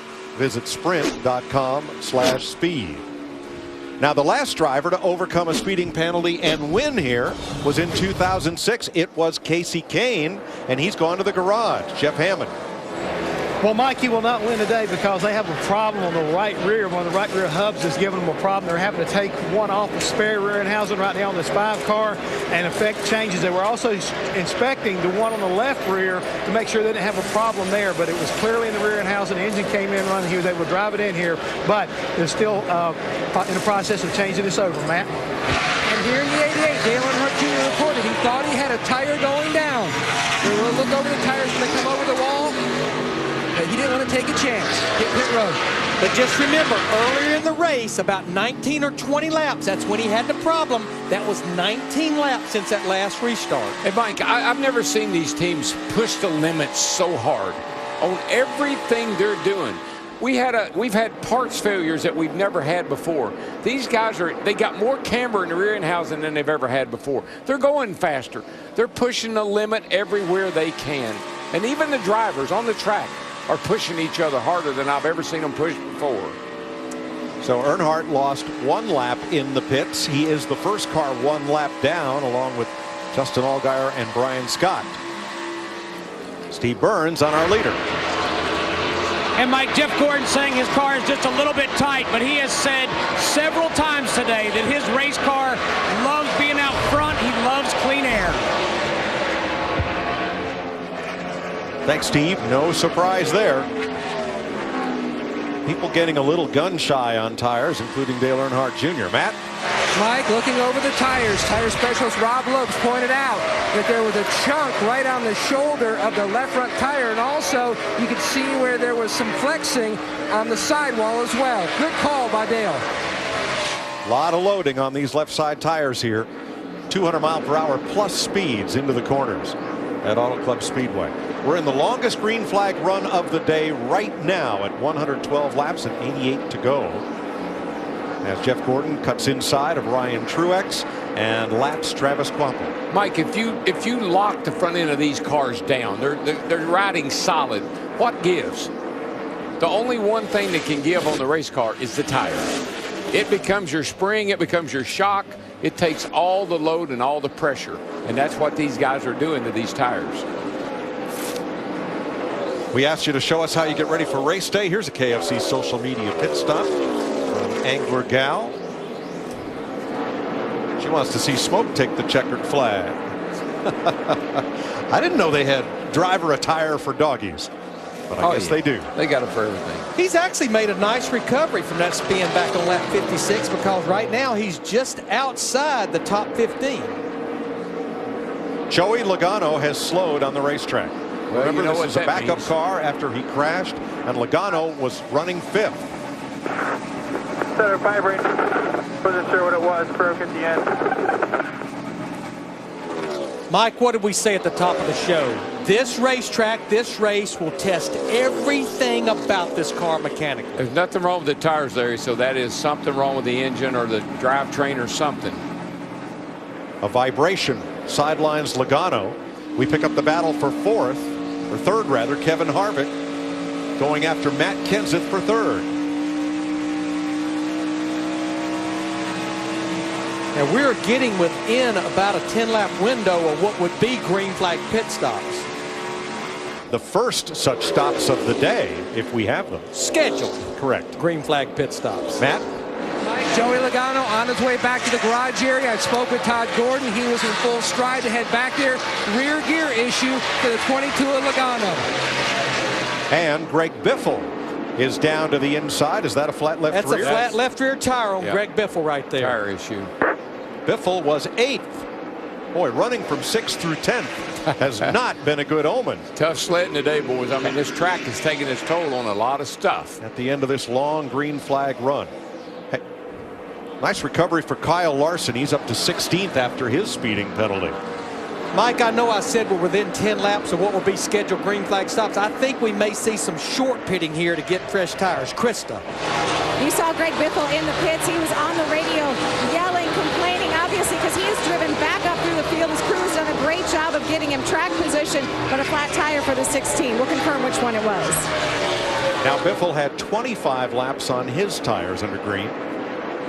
You know, just looking at Jeff Gordon in that 24 car now, we've got our 2 rookies. We talked about them earlier. Kyle Larson in the 42, Austin Dillon in the 3, sitting here battling back and forth right now for the 16th position.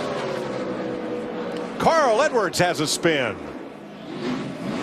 Look at 4 tires. And Carl was right there in that. Outside, we're still green. We're still green. There's no caution. No. And he was right there, 6th place. Yellow's out. Yellow's out. And now we Yellow's have a out. Just got it. Lap 118. 6th caution of the day. Let's ride through this with Carl Edwards.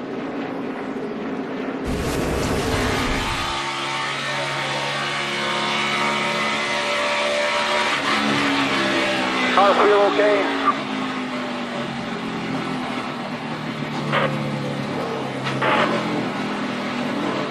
Here, guys.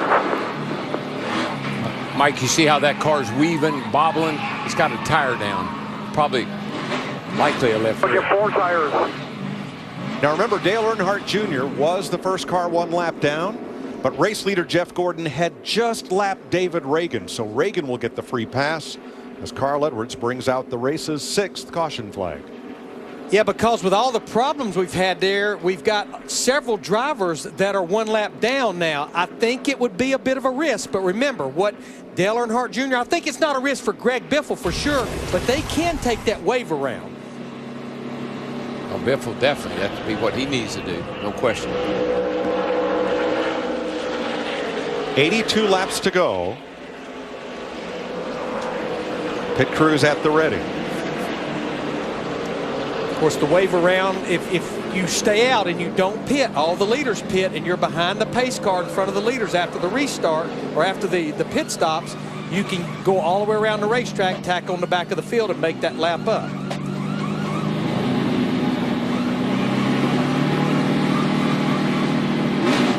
Pit road is not yet open, but Carl Edwards loses little by pitting before pit road is open. The penalty for that is starting at the back of the longest line, and he would have been there anyway.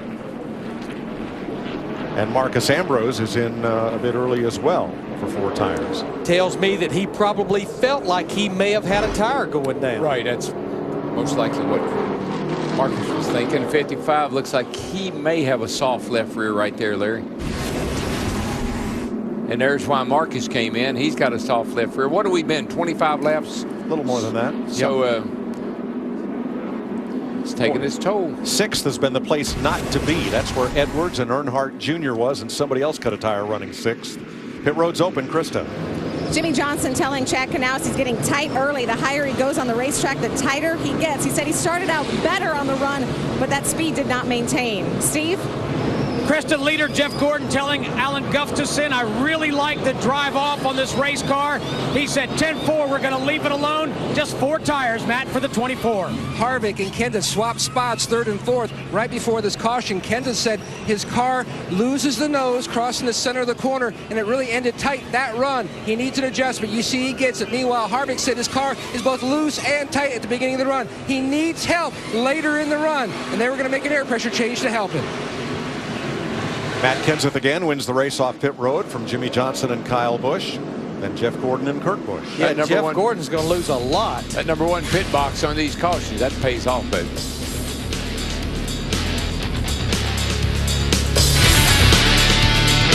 Number of lead changes here in California, 25 and inside of 80 laps to go with Michael Waltrip, Chris Myers. We've seen the 4 winners this year, Dale Jr., then Harvick, Keselowski, and Carl Edwards all have problems, especially tires. Down the stretch here, the drivers, is their psyche affected by the thought of a tire? Oh, totally, Chris. As soon as you feel just anything, a vibration or something doesn't feel exactly right, you say, oh no, I'm next. And listen, Greg Biffle breaks a tire. And then right after that, Carl, their teammates. We've already seen Junior with a tire problem. The 2 fastest cars are Jimmie Johnson and Jeff Gordon. Does trouble loom ahead for them? Jimmie Johnson has led the most laps today. Can he win this race for a 6th time? Let's go back up and rejoin Darrell, Larry, and Mike. Thanks, Chris. David Reagan gets the free pass while Dale Earnhardt Jr., Greg Biffle, and Travis Kvapil take the wave around to get back on the tail end of the lead lap as we get ready to restart with 78 laps to go when they come to the line. I think that speeding penalty has affected Jeff Gordon a little bit leaving pits. He came in the leader and he's out to 4th. Kenseth Johnson, Kyle Busch Gordon, Kurt Busch Harvick. Then Vickers, Allmendinger, McMurray, and Bowyer, the top 10. Bowyer hasn't really rebounded as we go back to green since they had that issue with not coming on to pit road, and the video we reviewed showed Brian Patty had a strong case for that. But we're back under green with Kenseth and Kyle Busch, teammates out front, the Joe Gibbs Toyota teammates in front of the Rick Hendrick Chevy teammates. Jeff Gordon in that 24 car, he was up there all by himself, all the way against the wall, and look at the run he gets down the backstretch on Kyle Busch in that 18. Paid the price getting into 3, went in there a little hard, slid up the hill, but you heard him say, Larry, his car is so good on corner exit, and it's showing. It's good off 4, it's good off at 2. Gordon's still got a really stellar race car. And that helps the speed down those straightaways. Kurt Busch in the top 5, trying to make some noise for Stewart Haas Racing. The top 6 drivers between them, 15 wins here at Auto Club Speedway. Every one of them has been to victory lane. Let's go back to the garage. Jeff Hammond. Mikey came in 6th in points. I'm talking about Joey Logano. Just about got this gear change finished up, and they're getting ready to bring his 22 car back to the racetrack and trying to salvage some points. Now, the irony of that, I found out this morning from Roger Penske, Brad Keselowski, his teammate, tore a gear up yesterday in practice. Larry, the way those cars are hopping up and down going into the 3rd turn over there, we saw it all day yesterday. Those rear tires are loading and unloading that rear gear, and it'll bust that rear gear apart if it's if the way those cars were bouncing over those bumps. See A.J. Allmendinger, Brad Keselowski fight for 11th. Right behind them, Kyle Larson, Ryan Newman, Tony Stewart. If we're on the road course, we'd call it wheel hop. Yes. And basically that's what it's trying to do back there, hop those rear wheels.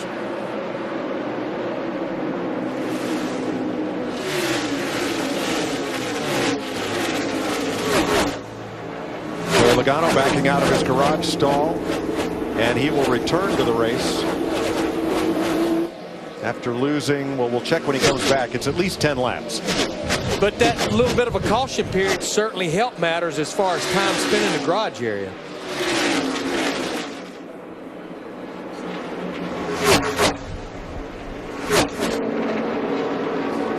Kenseth Johnson, just a car length apart as they try to disappear away from this field. Let's get more on the concern about tires. Here's Matt.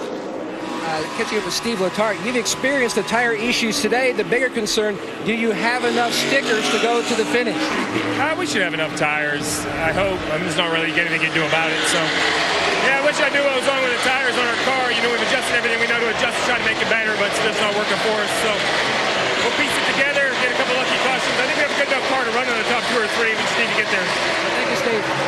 Now, Larry, they started with what, 11 sets of tires? 11 sets of tires. Almost everyone has made 6 pit stops plus what they started on. So by my numbers here, with roughly about 74 laps to go, they should have 4 sets of stickers in the pits right now. And you cannot go borrow a set of tires from one of your teammates. Those are your tires, and he can't.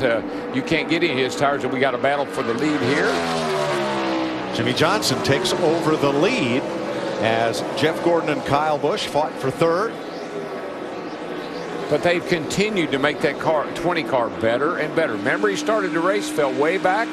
They've adjusted on this 20 car, and it's pretty good right now. And that has been Jimmie Johnson's secret to his multiple wins here. They always finish the race better the car running better than when they started.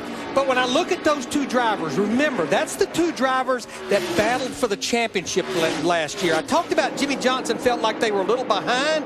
I think both those teams started off behind, but I think they finally have found something. I think that little 47 car's found something, Larry. He's up there battling for a 10th spot with Clint Boyer, and Allmendinger's been doing a nice job in this little car today. Keselowski pulling up on his bumper as he goes to the bottom to challenge the 15 of Clint Boyer, the 10th place car. I think Keselowski's cooling his jets. I think he's a little worried about his tires, and of course his teammate had a little bit of a problem. I just think Keselowski might be saving a little something here, just putting down some laps before he makes a big charge.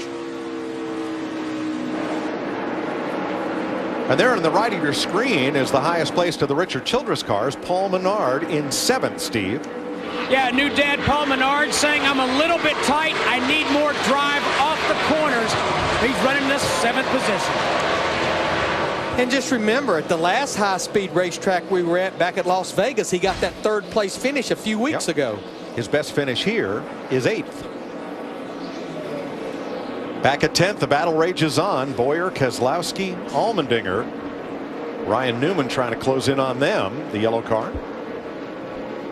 And then Kyle Larson. It just shows the 31 car of Newman. They made that call to stay out on tires. They lost a lot of track positions and position. Look how long it's taken them to get it back. They've been working. He's up to 13th and got a good race car. 7 seconds behind the leader. You know, speaking of making up ground, though, I want to go back to Jeff Gordon, that 24 car running 3rd. We made note how strong he's been all weekend. But since that pit road speeding penalty on the first caution, and remember the miscue on the 3rd caution where he didn't come to pit road and then pitted, I mean, just look at the graph. He has passed over 70 drivers to get back here in the top 5 since that pit road speeding penalty. Would you say that's a W? Is that in the W column? It could be the win column. That could be the win column. Right now, Jeff Gordon and Kevin Harvick are the 2 fastest cars on the racetrack as Jimmie Johnson leads by 1.6 seconds.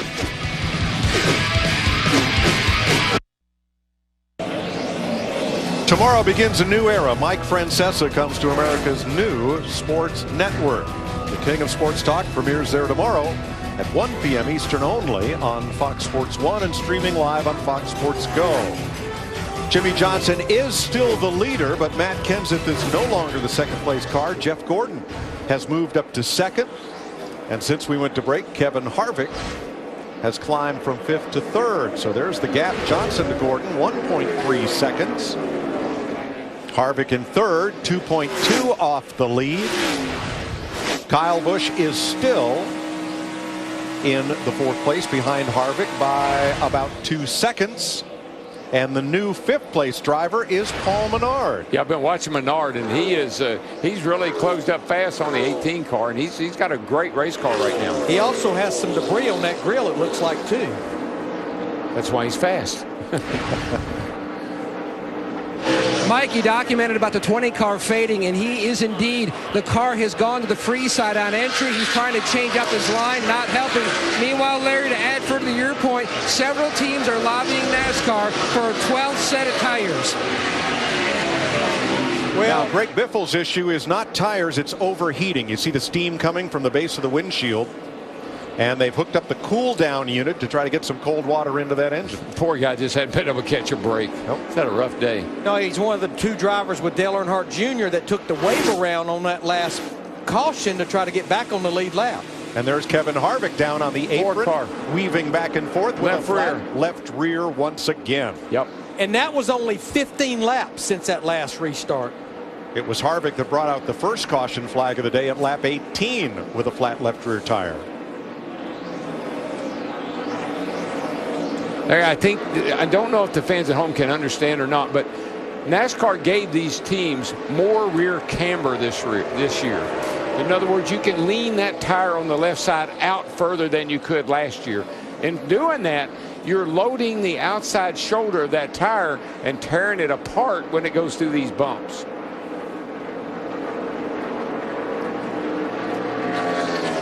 So Harvick makes a long stop. It's a long, slow drive down pit road and then a quick pit stop. and he falls from the top 10 to 1 lap down. Jimmie Johnson's lead 0.7 of a second over Jeff Gordon. There you see it from the Goodyear blimp. Everything Goodyear learns making tires for the grueling demands of NASCAR affects what rolls into yours. Goodyear, official tire of NASCAR. And now at turn 4, Danica Patrick slowed dramatically right in the middle of the racetrack while running 19th and cuts to pit road. Well, remember, it's her teammate Kevin Harvick that's had the 2 tire issues. Krista? Danica Patrick's big issue this whole race has been tight, but then the crew just jumping on the wall, coming over, switching over to her radio. She hasn't said anything yet. I will confirm what the issue is, but she's been running really tight up to this point. But Krista, Darrell and I had looked at the scoring monitor, and she had worked herself into the top 20 in that 10 car. Yeah, but I'm pretty sure that was probably a left side tire, left front on her car, they said. And here we got another battle for the lead. And that, I tell you, the one thing I like about that 24 car, if this thing goes green, he's got a great long run car. He really just maintains speed better than the 48 does. For the lead. Uh-oh. 2 Californians, Jeff Gordon and Jimmie Johnson. Car in the middle is Travis Kvapil. Gets down and out of harm's way. And we're under caution for debris in turn 3 at lap 142, 7th caution of the day. So Johnson retains the lead to the caution flag. As many tires as we've had torn up, there's no telling who that came from.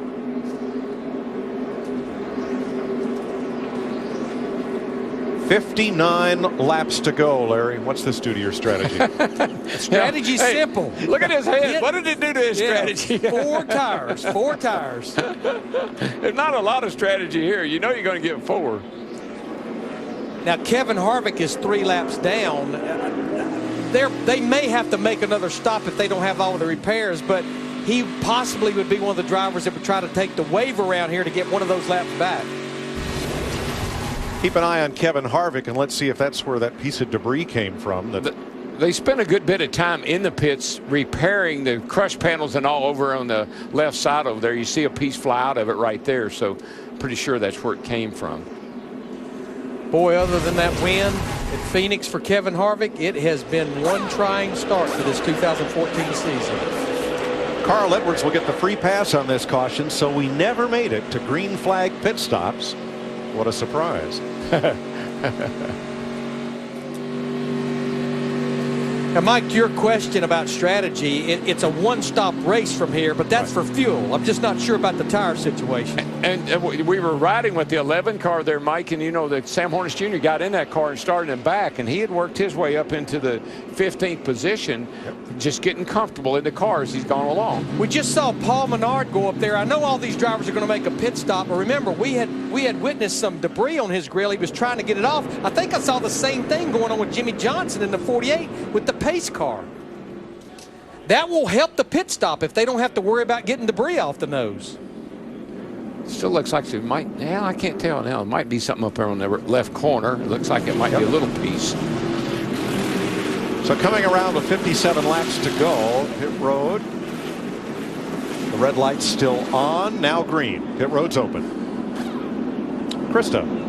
And Mike, that debris that you guys are talking about on Jimmie Johnson's car, he has had that the whole race. He's been dealing with it and dealing with it very well. He also has found something up top. He said if he runs a high line, he takes away the tight condition that he's been facing. He's really good on the short run. Meanwhile, Kyle Busch said he's loose on throttle, late on exit. He feels like he's driving the right front tire down into the center of the turn, Steve. Krista, Jeff Gordon said his car didn't take off very well on that run. He said his car got just a little bit tired. 4 tires and fuel. Matt Kenseth documented that his car was not only loose on entry, but he was giving up so much grip on exit. So Jason Ratcliffe's going to try to fix it this stop by going back on the adjustments they made the previous stop to get it back to a good baseline. Close battle off pit road. Who's going to win it, Mike? That'll be Jimmie Johnson ahead of Matt Kenseth, who picks up 3 spots with his 4-tire change. That pit selection right there is worth a ton every time they pit under caution. 33 cars on the lead lap, 57 laps to go in California. You're watching NASCAR on Fox.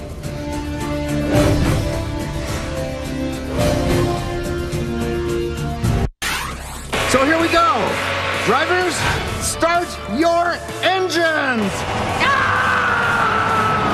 Boogity, boogity, boogity! Let's go racing in California, boys! They start rolling. What do you got, Kevin? Tire? Now let her. You just hit the wall behind you. How am I supposed to drive it like that? Are you real tired right now, bud? Yeah. Man, we're going to run out of tires. 55 laps to go, and your leader, Jimmie Johnson. Now, Jeff Gordon, who has had the most consistent start to his career with 4 straight top 10s, no win yet this year, was running second but was caught speeding and dropped all the way back to 39th. But as you know, he's worked his way back up to the front. Dale Earnhardt Jr., one of the winners this year, having a problem with that left tire. Jeff Gordon working his way back to take the lead from Jimmie Johnson, part of the record number of lead changes for this track and this race. And issues here for Carl Edwards, one of the 4 different winners we've seen, and our Ram race summary shows you that lead change number at 29, Michael Waltrip, at the 11 flat tire. Yeah, and I'm listening in to Dale Jr. on his radio, and he said the back straightaway is just so bumpy, it's beating the heck out of the tires. The back straightaway seems to be what's causing the tire wear, not the turns. Let's head back upstairs and rejoin Darrell, Larry, and Mike with 55 to go. Well, Chris, a couple of cars took the wave around, Danica Patrick and Patrick Kvapil. That means we have 33 cars on the lead lap. We haven't finished a race this year with more than 20 lead lap cars. So getting ready for this restart, and probably one more to follow at least. And I think we'll set a season record for lead lap cars at the finish and in contention. I have to just say this. Congratulations to the Kentucky Wildcats. They just defeated Wichita State. I just had to tell fans that, you know, that may not know that. Let's take a closer look at today's race action with Sprint. Jimmie Johnson's led the most laps today. This is his playground, isn't Chad Knaus's? Switch now to the new Sprint family plan. Up to 10 friends and family get unlimited talk, text, and a gig of data for as little as $25 a month while on the Sprint network. Visit sprint.com/speed. Well, Larry, you know, they took this opportunity with that bit of debris from all the tires trouble we've had, and from Kevin Harvey's car for sure, and they are blowing the whole racetrack to be sure there's nothing out there, because there's been a lot of parts and pieces for these guys to come in, like Kevin Harvey can repair that quarter panel, and a lot of loose debris flying around. Good move to blow the track and get ready for a big shootout here at the end. Now, Darrell, you and I have never been a big fan of taking time to blow the track, but I think this may be one of those situations. Let's make sure this racetrack is clean for the speeds these drivers are running. Yeah, I think with all the problems we've had, it makes it perfectly good sense today. You know, it's funny that we go from the 5 wide at California next week to the short track that thinks it's a super speedway. Next week, NASCAR on Fox. Next week, it's going to get dangerous. Why? Because it's back to short track racing at Martinsville. It takes a legend to win there multiple times. Jeff Gordon is going to win the Virginia 500. Look who's learned to do burnouts. Well, I've won there 8 times, and next week, I'm going for number 9, right here, only on Fox. Turn your grandfather clocks ahead. That's the trophy at Martinsville Speedway. And that would include the last time we were there in the fall. Jeff Gordon went to victory lane. Fox Sports Support's proud to partner with Boys and Girls Clubs of America. Today through the 29th, we celebrate National Boys and Girls Club Week. Open the door and take the tour by visiting a local club, or take the virtual club tour at greatfutures.org. And we all want to pass along our condolences to our Fox Sports colleague, John Roberts, who was on the air here in California yesterday when he learned of the passing of his father, Howard, back in Mooresville, North Carolina. Johnny said, I just wanted to get through this show. And he did, like the great professional he is. And he remembered his dad as the finest dad a son could have. Howard Roberts.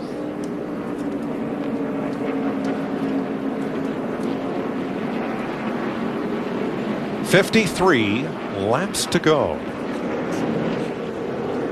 Larry, one more pit stop on fuel, maybe more than that due to tire wear. Do you think we'll see green flag pit stops today? The longest green flag run we've had, Mike, is 27 laps. Because these guys, not that they've not been up on the wheel, but they're going to start getting up on the wheel in the last quarter of this race, knowing that the end is near. But a couple of drivers I want to give note. We've talked about Kyle Larson in that 42, but his teammate Jamie McMurray, the Ganassi drivers and those teams, they are really starting to show speed here 2014, both of them inside the top 10. There they are, nose to tail, the two red cars, as the Toyota Camry safety car heads to pit road. And we go back to green with Jimmie Johnson and Matt Kenseth on the front row. Got a feeling that that high line, you know, starting up on that outside has been a big advantage most of the time. Let's see how it works out for Kyle Busch against the 20 car, his teammate there, of Matt Kenseth. Pretty good drag race off the 2 over there, but you can see just a little edge to the outside car. Yeah, it looks like it's going to work getting down into the corner, but it's the run off the corner. Now let's see what happens with Johnson and Kenseth here through 3 and 4. You can see how much speed Jimmie Johnson, boom, right there in the middle of the corner when he picks that throttle up.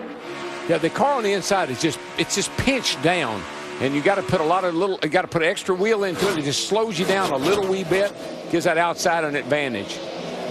Kenseth, though, is relentless. He will not give up as long as he's side by side with Johnson.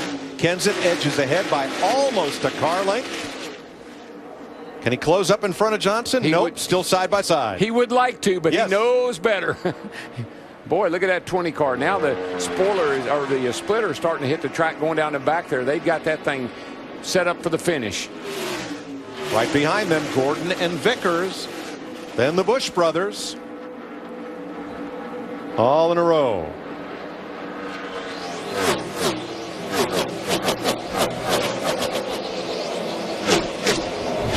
Seven of the last 13 races here have been won by either Jimmie Johnson or Matt Kenseth. Jeff Gordon also on the all-time win list here. Yeah, Jeff Gordon at 24 and Brian Vickers in the 55. They keep going side by side through the corners, and then they come back together on the straightaways like we've seen with a lot of drivers all day long. Yeah, I just don't think this race is going to fall into Jeff Gordon's situation here. He's got a good long-run car, but it's not real good on the short run, and that could end up hurting him. But, man, what a battle we got here. Whoa. Wow. That could have been ugly right there when A.J. Allmendinger in that 47 right up in front of Brad Keselowski in the 2. He was about 8-lane AJ right there. Taking up a lot of racetrack. Kyle Busch may have tagged the wall last time by. Let's see. He's close enough to it that he could just about rub it. He can reach out and touch it. Oh, that's just a little bit of a kiss. Yeah, the good thing, I think he got it with the very back part of the quarter panel and didn't really get it with one of those right side tires. Oh, that's a scrub. Just a little scrub. It did rub the writing off of his right rear tire, though. Darrell, you talked about it earlier. Sam Hornish Jr. in this 11 car for Denny Hamlin had not turned a lap at this racetrack, and here he is up there battling Austin Dillon for the 14th spot. Yeah, I like the job he's done, Larry. You know, you get in that car, you're a backup driver. Just bring the car home in one piece. And I think that Darian Grubb and his team has really done a nice job of getting him where he needs to be, and he's done a nice job of getting the car up to the front. Sam's run well here. He's run a lot here. He's run 6 Sprint Cup races at this speedway, so he's no stranger to it, but it's only his second time here in the Generation 6 Sprint Cup car. But remember, every time he gets in a race car, he's auditioning for a job because he really doesn't have one except what he's going to do over there with Gibbs in the Nationwide car. Johnson Kenseth, 1.1 seconds, another 0.6 back to Jeff Gordon. Two kind of funny cars. That 20 car, it's good for a little. Kenseth's car is good for a few laps on a short run. He falls back. Then here comes the 24. He's good on the long run. But the car that's good no matter what the run is the cat leading. But, Mike, you talked earlier about Kurt Busch and his 41 car, that he's trying to carry the banner today to some degree for Stewart-Haas Racing.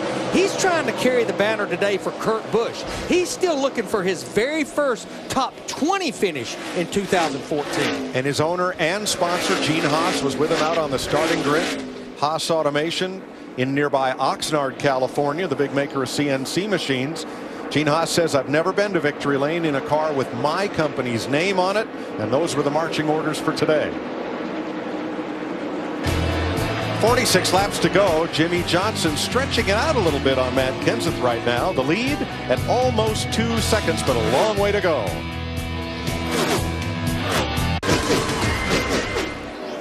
Jimmie Johnson still leading.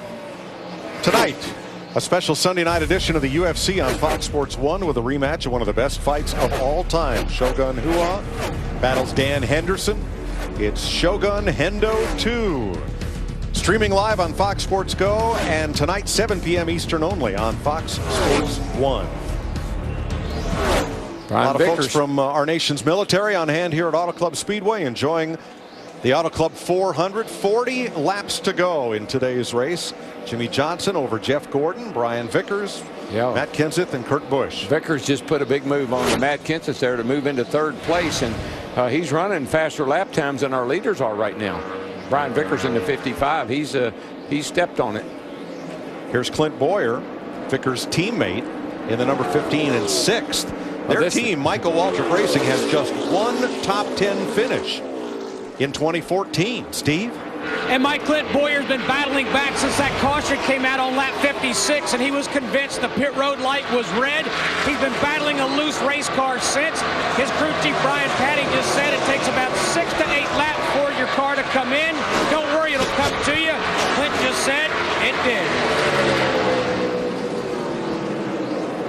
There was a battle right here between the 31 and the 3, and the 31 got into the back, or I mean the 7, I'm sorry, the 7 car messed me. They got together right here, and I think the 3 gets into the fence. Bam. Bam. Wow. Austin Dillon battling Michael Annett with Dale Earnhardt Jr. looking on. That 7 car looks so much like the 31 car. That was at 16th place. Pretty good lick on the right rear of that 3 car of Austin Dillon. Now he continues in 18th. The leading rookie right now, Kyle Larson, in 11th. Yeah, they've kind of they stayed together a lot most of the race, the 42 and the 3, the 2 rookies, but the 42 has separated himself a good bit from Austin Dillon in the 3 now and running 11th. And don't forget that 7 of Michael Annett is another rookie driver. Here's the rookie running order. But you know what I like about Michael Annett, Darrell? We talk about this a lot. He's outrunning the people he should be outrunning in that 7 car. I agree. Tommy Baldwin Racing. Kevin Bono Mannion, the crew chief. And Kyle Larson had to rebound from a speeding penalty to get back up to 11th. Michael? Guys, Jeff Gordon is a-coming. I'm telling you, that car is running so fast right now. He's a half-second faster than Jimmie Johnson last time by, and I believe in 2 or 3 laps, he's going to have the lead. In the long run, they're not going to outrun Jeff Gordon, but with the tire issues today, will there be a long run at the end? Yeah, that's the question, Michael. Horses for courses, and that's a long-run car he's got right there. In 1 lap, he cut the gap to Jimmie Johnson by a third. 2 or 3/10 of a second. Now, I see Martin Truex Jr. here in the 7-8 car, a little bit off the pace on the inside. We're at 16 laps since that last restart, so we're starting to drift into that area. Truex falling, now 23rd. Kyle Busch, Jamie McMurray race for 7th place here. Truex is on pit road in that 78 car, as well as Greg Biffle for the 16. We hear that Greg Biffle, they're going to do more cooling down on that 16 car. And Jeff Gordon is there for the lead with teammate Jimmie Johnson. Oh, there's no question that 24 on a long run can chase the 48 down just like he's doing here. If this thing should stay green, that would work into Jeff Gordon's favor. If we get a caution, not so much.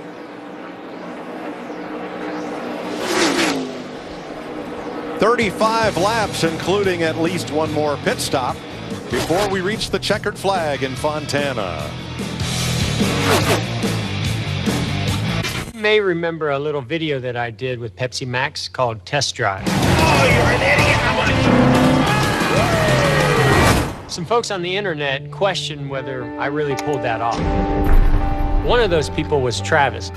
So I decided to bring him down here and have some fun. He's waiting over at the hotel right now. We're gonna send a taxi over to pick him up. He's not gonna know it's coming. This is Test Drive 2. Oh man, where's that cop running all over mine? You know, I went away for 10 years, so you can imagine the fear I get. Oh, what?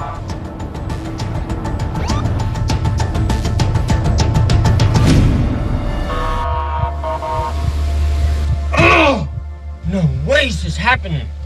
This can't not be happening.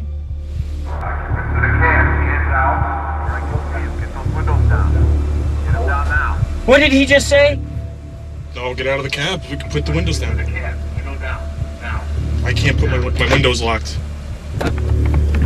No, sir. I can't go back, man. Sir, Sorry, I can't. Please.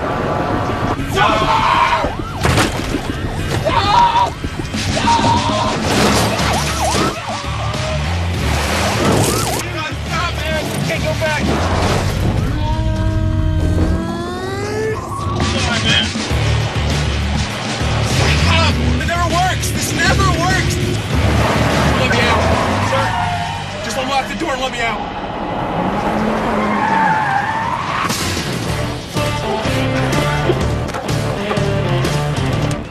Come on out, buddy. I'm Jeff Gordon.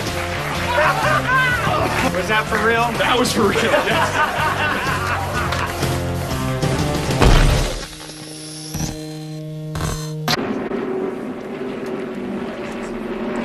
We're under caution.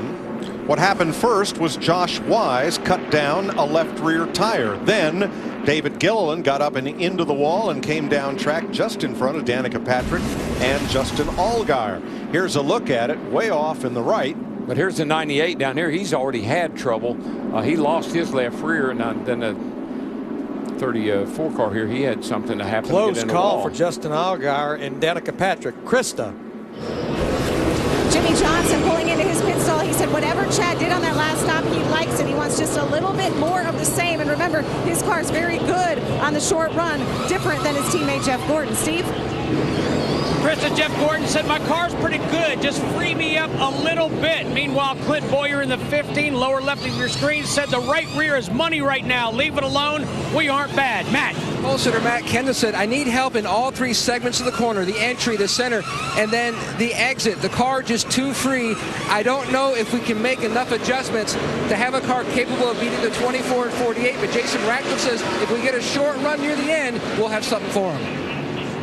And Jimmie Johnson wins this race off pit road. Now you see Brian Vickers in the 55 lost 2 spots. It was not because of a bad pit stop. It was because of Josh Wise was leaving his pit box because he'd been in there a lap early and he had to dodge him. Yeah, 55 almost lost more spots because they just about collided here on point. You can see coming out of the there's pit. Josh Wise, the 98 car, the black car. And this like to have been a very, very bad deal for Brian Vickers in that 55. That right there, that was the 2 spots he lost. Close call there.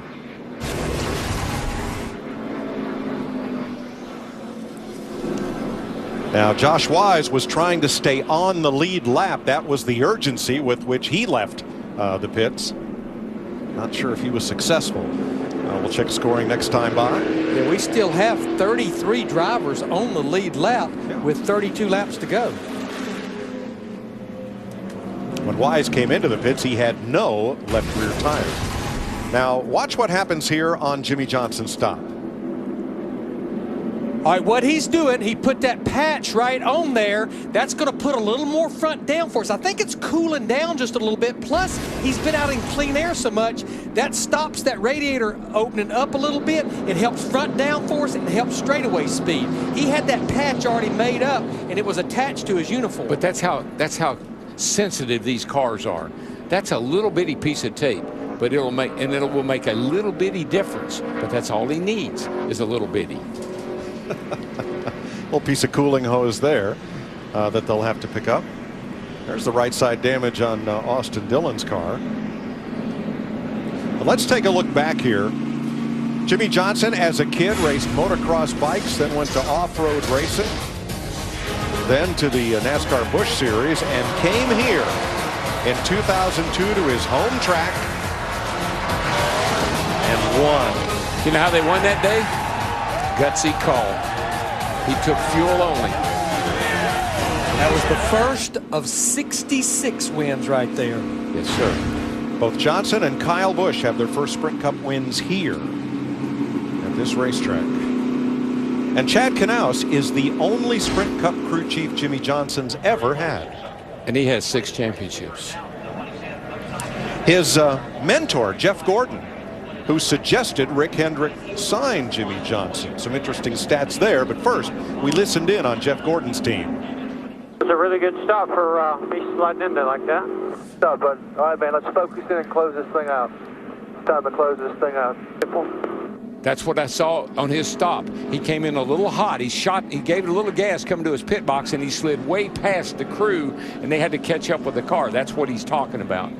Daryl, you and I were talking at commercial break, and Jeff Gordon will tell you, he'll be honest with you, the one thing he has been weak on the last 2 or 3 years is restarts, and that's what gets him behind at the beginning of a run. We've already seen it today, Larry. It takes a couple of laps for him to get going, and a lot of that's because he loses time on the restart. But I think he's going to be up on the wheel for this one. This season, Saturday Baseball comes to Fox Sports 1 at All-Star Banks. And, Larry, if this thing should go green to the end, that's just inside Jeff Gordon's window. Want to check that left? About 30-odd laps. I saw that thing. Left rear tire there? It was soft. Okay? All right. Soft. Let's check in at the Hollywood Hotel. Well, Mike, we still have 30 to go, but historically speaking, the Hendrick drivers, Jimmie Johnson, Jeff Gordon, 11 times they have finished 1-2 in races. Twice it's happened here at the California Auto Club. The edge has gone to Jeff Gordon 7 of those 11 times. Are we looking at another Jimmie-Jeff finish? Well, this will be really interesting if these guys can get all the way to the checker without having another tire problem. About the way the tires have been failing is around 25 laps or so, so that could mean a late restart. The boys upstairs talked about Jeff struggling on those, but man, his car's lightning fast on the long run. Will we get it again? Who knows? And I know you're excited. Michael Waltrip Racing, your drivers, you have 2 in the top 5. There's 3 Toyotas behind those 2 Hendrick Chevrolets. Toyota, the best finish so far this year, is a top 5, and they've only had 1 top 5, looking for their first win of the season. Yeah, those Toyotas look strong today. This is their home track. When they come out west, they want to do good in California. Kenseth has been leading. Clint had a problem on pit road. Vickers as well. They've been steady and consistently fighting their way to the front. Vickers' story is really inspirational, fighting back from some health issues to be in contention to win a NASCAR Sprint Cup race. Let's check in with Jeff Hammond on Jeff Gordon. Hey, Chris, we're up here on top of the grandstands with a lot of these great fans watching the battle between these 2 California boys, Jimmie Johnson and Jeff Gordon. And the thing is, from up here, it looks like Jimmie's car is rolling the top a little bit better, but I believe Gordon can get by him, even running that low line right there, guys. I think it's going to be a great battle all the way to the end, Mike. One of the things I think might happen, though, with Jeff Gordon starting on the inside right there, Matt Kenseth's right behind him. If Kenseth gets ahead of Jeff, Kenseth has got a good short-run car. He could hold Jeff up just long enough for Jimmie to get gone, and then it's race on from there. Don't count out Kurt Busch right there. He's been really fast and threading the needle on restarts. Great on restarts. And we're getting ready for one right now. It'll come with 28 laps to go as the field goes down the backstretch. You watch from the Goodyear blimp. Everything Goodyear learns making tires for the grueling demands of NASCAR inspires what rolls into yours. Goodyear, official tire of NASCAR. The West Coast Goodyear blimp is headquartered right off the freeway in Carson, California. You can see it there when it's moored, when it's in town. All right, 29 to go. We've only gone 29 laps without a caution once today. Can we do it again to the checkered flag? We can do it on fuel. Just not sure we're going to make it there, though, without a caution on a tire situation. You heard Alan Gustafson tell Jeff Gordon, okay, let's close this thing out. And that's what every driver's saying right now. Now is the time. Waved it off, not going, waved it off. One more lap. Alan Gustafson got his first career Sprint Cup win here with driver Kyle Busch. There's Alan, Daytona Beach native, who grew up as a Jeff Gordon fan. So you got Jeff wanting to beat Jimmie. Then you got the Toyotas that want to win a race here for the Toyota folks that are all here today. You've got some guys with some real strong agendas at the front of the field right now. Well, now consider Jeff Gordon. He won 58 races in 9 years before Jimmie Johnson got his first win. But since Johnson has started winning races and championships, Jeff Gordon in the 13 years since has only gone to victory lane 30 times. What I see with 9 of our top 10, all of them are looking at the fact they can become our 5th different winner in 5 races in 2014. Well, and Jeff Gordon is the 3rd winningest driver in the sport, and he's the winningest driver in the modern era. And he could I could see this cat winning 100 races if he stuck with it long enough. Well, now Clint Boyer is back up toward the front where he hasn't been since early in the race. And Kurt Busch. Kurt is a contrary. He'll do what everybody else goes one way. You watch that 41 go the other.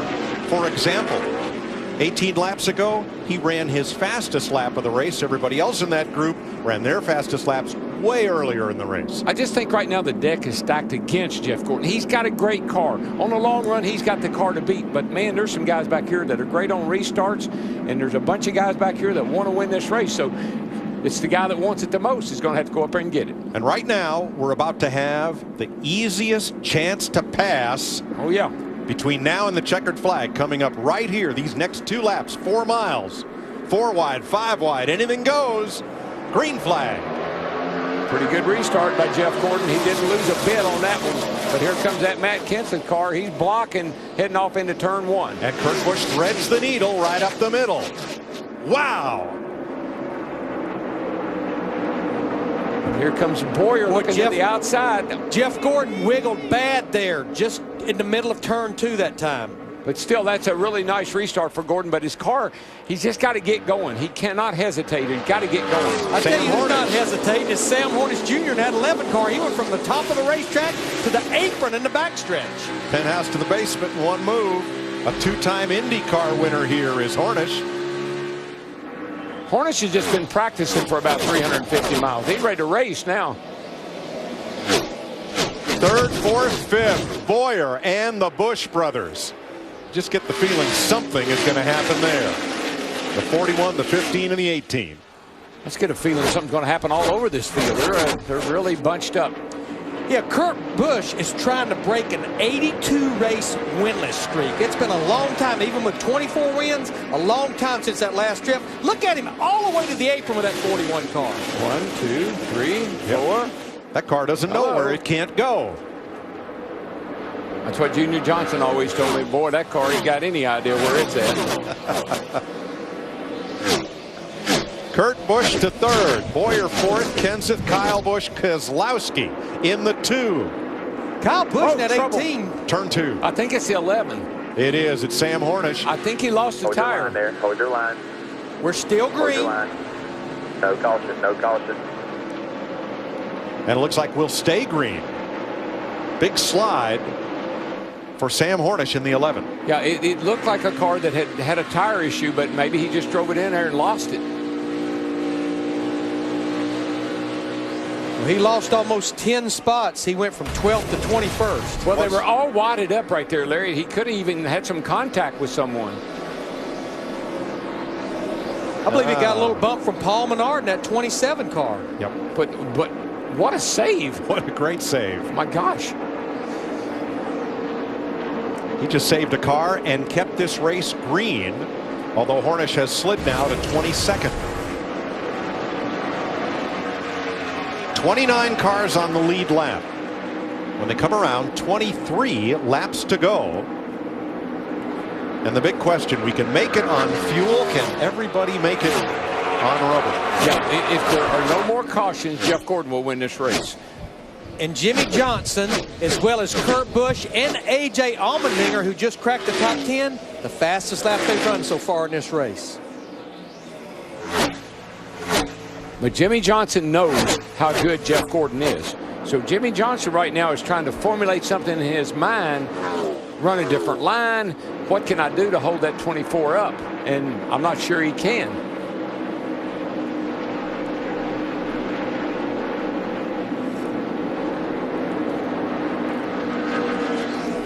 And Larry, that was, of all the restarts I've seen Jeff Gordon do, that was one of his best. He was right even with the 48 when they took the green. Jeff Gordon at this moment 0.4 of a second quicker than anybody else in the top 5 on that last lap.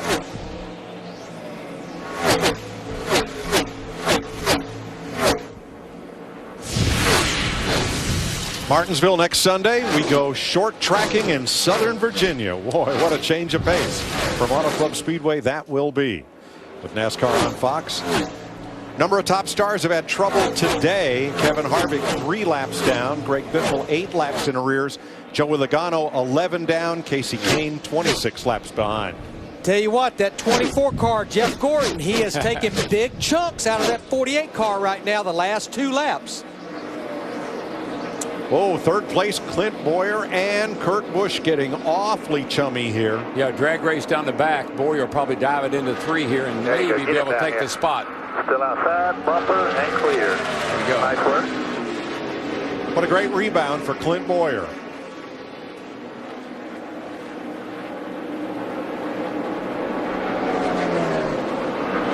Here's our sprint, 20 to go. Your race leader, Jimmie Johnson, but that lead is shrinking as Jeff Gordon tries to win his 4th here at Auto Club Speedway. And look where Jeff runs. Now, Jimmy's all the way up against the wall, but Jeff, he's a car length or 2 off the wall, running a little bit shorter line up high, but not all the way to the top. Behind Clint Bowyer in 3rd, here's 4th place side by side.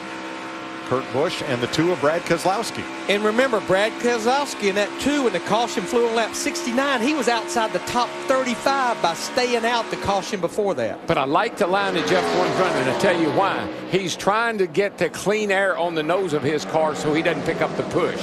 If the caution falls, advantage Johnson. If we go green the rest of the way, Jeff Gordon may be in victory lane, and that's our sprint, 20 to go. There's the gap, 1/4 of a second, 1st to 2nd as traffic looms ahead.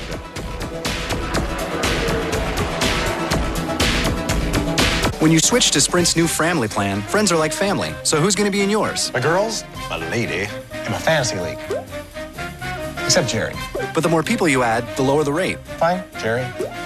Add up to 10 people and everyone gets unlimited talk, text, and 1 gig of data for as low as $25 a month each. We can get one more. Add my boyfriend. Whoa. His bill's separate, right? All the bills are separate. Great. And for a limited time, when you switch to Sprint and join a family, you get $100 back. Yeah, I don't know, I Coach T. love it. It's March, baby. It's time for Toyota's sales event. Yeah, you gotta let people know. I don't know. Oh, come on, Jan. Everybody loves a mascot. Well, you try it, Coach. Bring it on. During Toyota's #1 for Everyone sales event, get 0% APR financing for 60 months on a 2014 Camry. Offer ends March 31st. For more great deals, visit Toyota.com. This is some kind of deal here. Toyota, let's go places. Come here. Wow. Come here. What's going on up there? Welcome home, Chuck. This is all for you. Oh. Are you serious? Welcoming Lieutenant Chuck Nag home.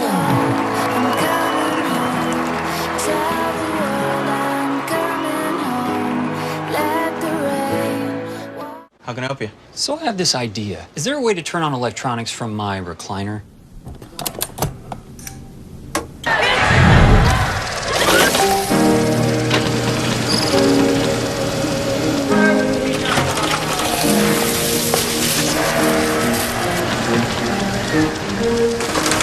You could even add your sprinkler system. My wife is gonna love this. Let me show you how it works. DIY has evolved. Welcome to DIT. Come see what's possible when we do things together.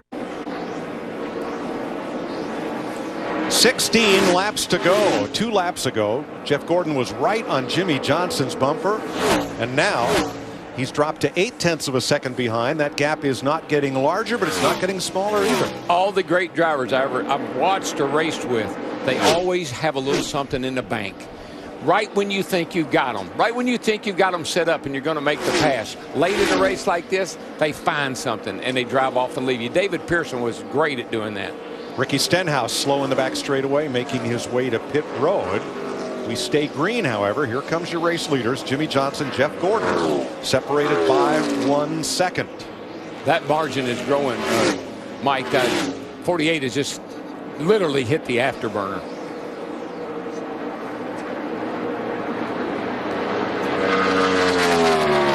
The distance we had from the last caution to the end of the race was perfect for the 48 car. 14 laps to go.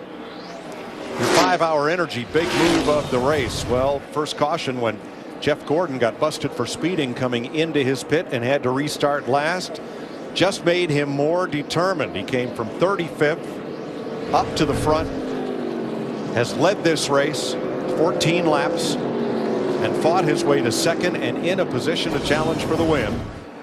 That's your 5-hour energy big move. Yeah, he made his way back to the top 10, and then to add to that, at lap 56, they had to miscue with the pit road entrance light. He was back outside the top 30 again.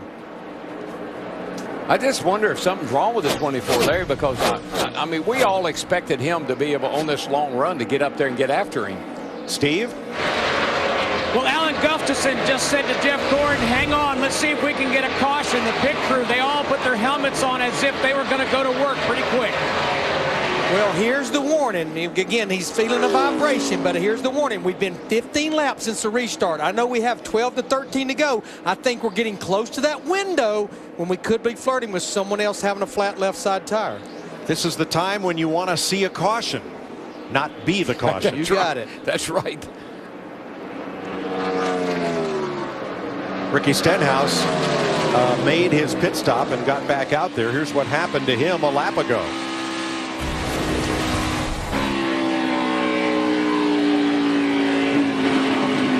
You can hear that tire.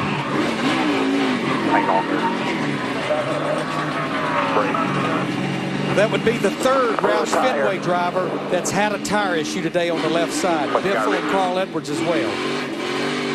3 for 3. Meanwhile, fourth place battle continues. Keselowski, who came in here as the point standing leader, trying to take it from Kyle Busch, and does. I know he's not going to probably win the race, Keselowski, but I felt like he really conserved his car after having little issues early on. Now he's just, you know, he's going for it now. Carl Edwards had a tire go down early. He's battled back to 14th against Paul Menard, whose car looks like it's backsliding a bit. But Larry, don't you know, if you're Jimmie Johnson, you hadn't had a tire issue all day long. Not a problem one. You're holding your breath, man, these last 10 laps to go. And 2 of his teammates have had trouble. Casey Kane's been in the garage. Dale Earnhardt Jr. had a tire go down. Kristen? Not only have tires not been an issue for the 48, when I talked to their tire specialist after that long green flag run, he said they looked perfect. They actually had no issues whatsoever. So tire wear has not been a concern for the 48. Really, Jimmie Johnson's only issue all day has been finding the right line. Right now, he hasn't. Kyle Busch repassing Keselowski as they continue to battle for fourth place. Fastest car on the track right now, Clint Bowyer, as Rick Hendrick Chevrolets run 1-2 with Earnhardt in 12th, and Casey Kane back out on track after a lot of time in the garage changing a left rear hub assembly. Now we're in that window where if a caution comes out, oh my gosh, what do you do?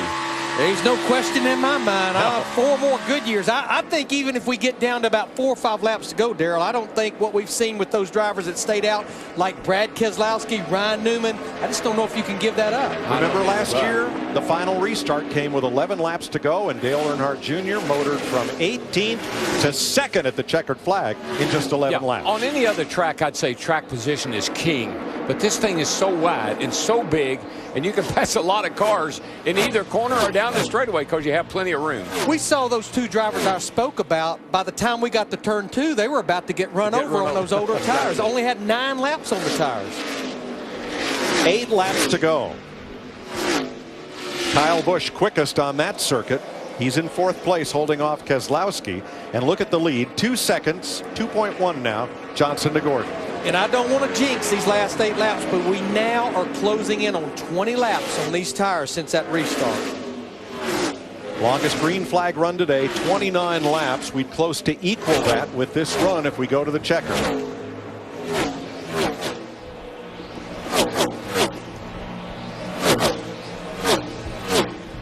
Seven to go. I don't know how many thousands of people here, but everybody's holding their breath. Left front flat.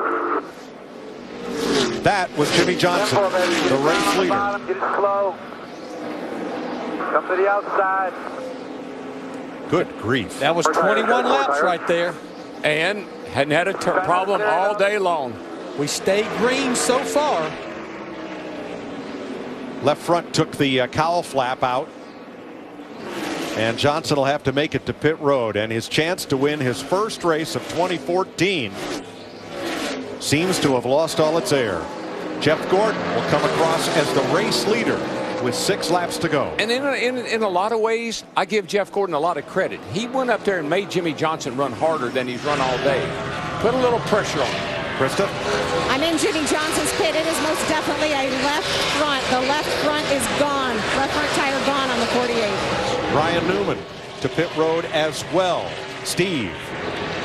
And Mike Ryan Newman had battled his way back up into a top 10 run, but he too having to hit pit road in the closing laps of this race.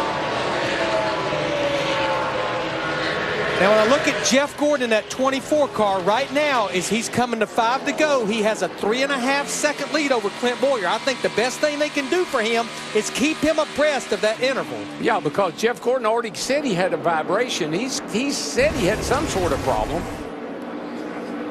Watch the debris on the right side of the screen there from Johnson's car. Just a bit of rubber. And there goes the cowl flap. And it went way off the racetrack, beyond the apron, it looks like. 5 laps to go. Is Jeff Gordon on borrowed time?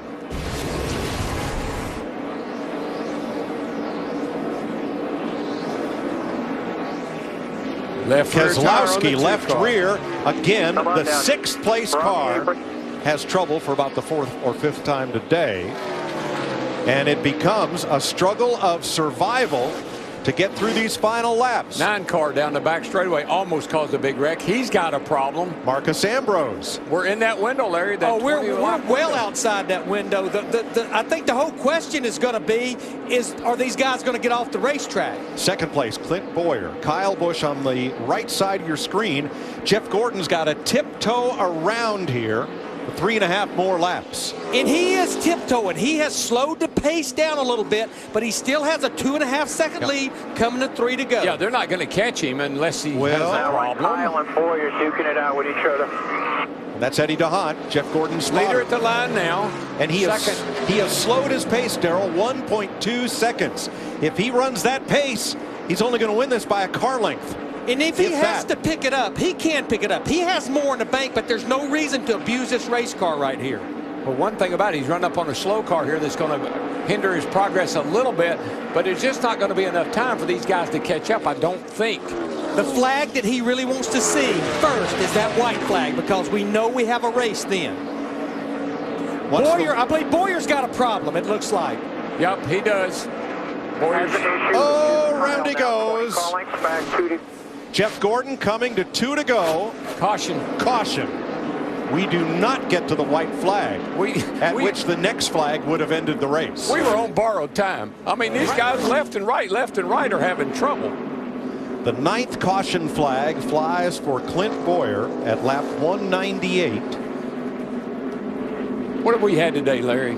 15, 16, 18 tires problems? Oh, that's only the ones that we actually saw. I think we've had some that were flat when they got to pit road. 16 that we've recorded, Darrell. So now what? Well, green, white checker. I know, but what are you going to do, Larry? You said you're going to get tires. It's a gamble in my book for about everybody in the front half of the field, because we have 23 drivers on the lead lap.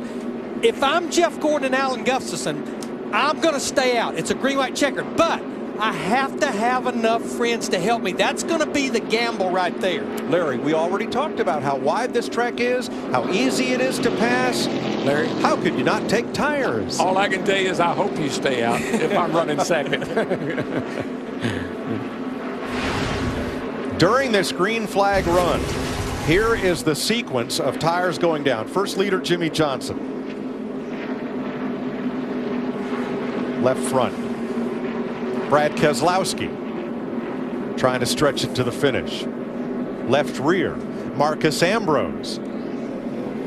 Left rear. And when that one happened right there, that was huge. It was right in the middle of a bunch of cars. And then here we go with the Clint Bowyer, the last one. And he couldn't hold on to it. Spun her out. And that's what brought the caution out. So we'll have green, white checker. The whole gamble would be of those 23 drivers, if any or if how many stays out. That's going to be the big key. And then, of course, these guys, if they stay out, then you're lurking with the problem if you possibly are on the verge of a tire problem. And that's it, Larry. I like your logic, but Jeff Gordon's been out there for so many laps on the tires he has. He said he had a vibration. He said he had a vibration. You got to come. So who will get out first? Will it be Gordon? Will it be Kyle Busch, Brian Vickers, Kurt Busch, Matt Kenseth, Jamie McMurray? They're all in a position to have a chance to win it. It's all going to come down to who comes off pit road fastest. Guess who's going to stay out? This is going to be a shocker. Looks like Brad Keselowski in that 2 car. Krista. Brian Vickers coming on the radio, obviously the call for 4 tires, but he also said added some tape to the grill for this shootout, and that's what it's going to be. Kyle Busch saying his car's about a 5 tight, free it up and make it turn. Steve? No indecision in the 24 pits. They were coming for 4 tires. Jeff said he needs a little more air pressure to get this thing to turn. Matt? They wanted to stay out for track position, but they went with the pit stop, worried about maybe a second green, white, checkered finish. They were calling for right sides only, and that's what Kurt Busch is going to get. Almost a near collision there on pit road as Kurt Busch comes out. That was my call. 2 tires. That's good enough for a restart here with green, white, checkered. 2 tires is a good call. You see Tony Stewart and Paul Menard as well. Here's the race off pit road. Kurt Busch coming out. Alex Bowman is coming in. Whoa. Man, did he threaded the needle. I need to clean a little something up. Brad Keselowski obviously was a lap down because of having that 1 tire issue. But Larry, I like 2 tires because if everybody comes and I can get out in front of them and I got 2 tires, I might be able to hold them off with 2. I like that gamble. Now we're at 200 laps. Officially, the race leader is being shown as Landon Cassill, who did not stop. I mean, here's Kurt Busch. He's in a position to win a race. You can't do what everybody else does and win a race. You got to take some chances. That's what we said earlier. Gene Haas is here, wants to see his car in victory lane, took a big gamble, formed a 4th team for Kurt Busch at Stewart-Haas under Tony Stewart, the team that he shares with Gene Haas. They were a 3-car team. Gene Haas says, I want Kurt Busch. When Junior Johnson told us, me and Hammond, I want to win this race, you better win that race. The guy I do like right now, there's Gene Haas, the owner, co-owner of Stewart-Haas Racing. But I've got to say right now, with a green, white, checkered, the driver I really like is Kyle Busch in that 18 car right there, because he has those 4 fresh tires, and we know he has been so strong on restarts. He likes getting up there on the top side, and we know he wants to win a race. And he's going to have a little advantage on this restart, Larry. Remember, Landon Cassill stayed out. There's his number 40 on old tires. He will share the front row with Kurt Busch. And he's in a backup car on worn tires. Doubtful that he will battle Busch into turn 1. So Kurt Busch may have a chance to get away on the first of these 2 laps. I really don't think this guy's going to be much of a factor. I really think they'll blow right by him, and by the time we get to turn 1, I don't really think it'll be much factor, although they do have to deal with him. But I appreciate the gamble they've made. Boy, they've had a tough 2 weeks. Destroyed a car at Bristol with a rear end housing problem, wrecked a car here, stayed on the lead lap and said, hey, we've got 1 chance for a great finish. This is it. What if he could hold them off for 1 lap and we came by and got the white flag and they wrecked? There are a lot of what ifs in this sport, aren't there? He would win the race. So, yeah, yes. I mean, it's another great, these 2 cars on the front row, great gamble. Guys, this is going to be crazy. We've seen them go 3 and 4 wide, but we've got mixed strategies with no tires, 2 tires, 4 tires. Kyle Busch has been lightning fast on every restart. Check this out. We are going to restart with 27 cars on the lead lap, and that is the most of the entire season at the conclusion of a race. Entire crowd is on their feet. I mean, not a soul sitting down. 68,000 grandstand seats, all of them sold for today's race. It was pronounced a sellout last night. Standing room only sold today. That's something Hollywood likes to see. This is like when a coach calls a timeout when somebody's going to shoot the free throw, you know, freezing.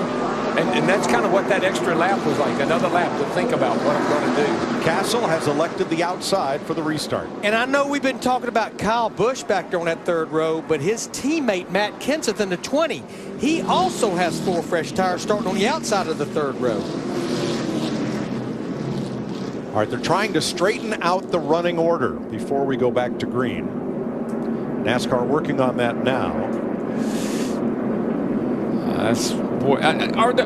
what about this cast of characters at the front right now? Well, you know what? I admire Landon Castle and his little team taking this gamble because they really need something good to happen after tearing up 2 race cars, 2 hard crashes for him. He's kept his head up high and trying to do great things with a small race team, and you know, good for him. He's leading this race with 2 laps to go. But look at this. Here's Menard running third. Tony Stewart, who had, I mean, he's had a, you know, he hadn't had a great day, and he's up here running fourth. And we know the rest of these guys. There's Vickers up there, and Gordon's back there in 8th. But Darrell, one thing you said I do totally agree with. When I look at Tony Stewart, and I look at Paul Menard, and I look at Kurt Busch, if they come in and follow suit with those guys that change 4 tires, that's what you're going to do. You're going to follow the leaders. So I do applaud them stepping out of the box a little bit, rolling the dice on a day where tires have been huge, and seeing if they can make something happen. I like it, Larry. Really like it. Ryan Truex has come to a halt at turn 1. They want to give the field 1 to go. Oh, the car back here as well. Yeah, that's Marcus. Sit there, let the field go by. It'll be the right order. Now that's putting Marcus Ambrose back in the proper place for the restart. Perhaps Truex is the same situation. Now, when pit road opened, we'll show you the procession. Top of your screen, everybody's coming in. Everybody's coming in. There's Landon Castle. Hey, let's stay out. Nobody did. Let's take a chance. Well, as crew chief Mike Ebner, that's a great call. Yep. I mean, hey, what if he'd have come in? Would we be talking about him right now? Well, Probably not. We sure have talked a lot about Regan Smith, who that small team got a single car team, got a win at Darlington, held off Carl Edwards for the win. But, Mike, you're right. Landon Castle started the year off with a 12th place finish in the Daytona 500 and then missed the show at Phoenix and Vegas. And then, as you also pointed out, 2 consecutive weeks of hard practice crashes. Oh, that crash at Bristol was, I mean, that was hard, man, when he hit that wall. All right, Truex's car nor the 9 were stalled. They were just getting positioned right. By NASCAR officials. So now we are ready for the restart. And a quick review. Will take up to 3 tries at a green-white checkered finish.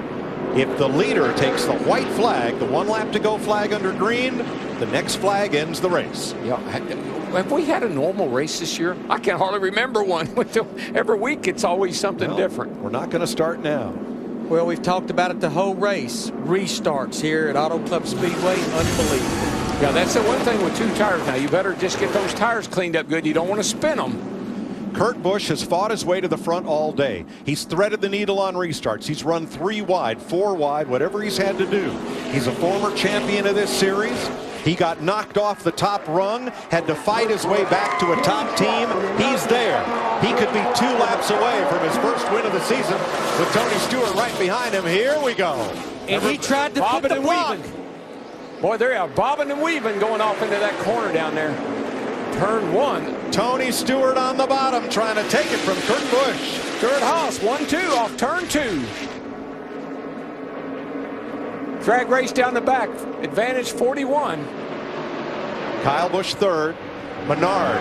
Kyle Larson, the rookie, 5th. Stewart to the bottom again.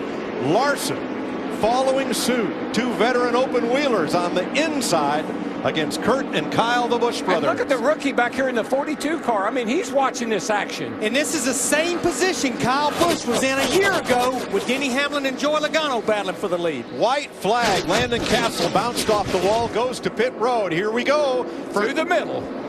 Kyle Busch looked at the middle, now looks to the bottom. Here comes Larson off turn 2. Larson's got the run down the back. Can he win 2 days in a row? The rookie. Can he battle Kyle Busch 2 days in a row? He battled him yesterday and beat him. Here he comes.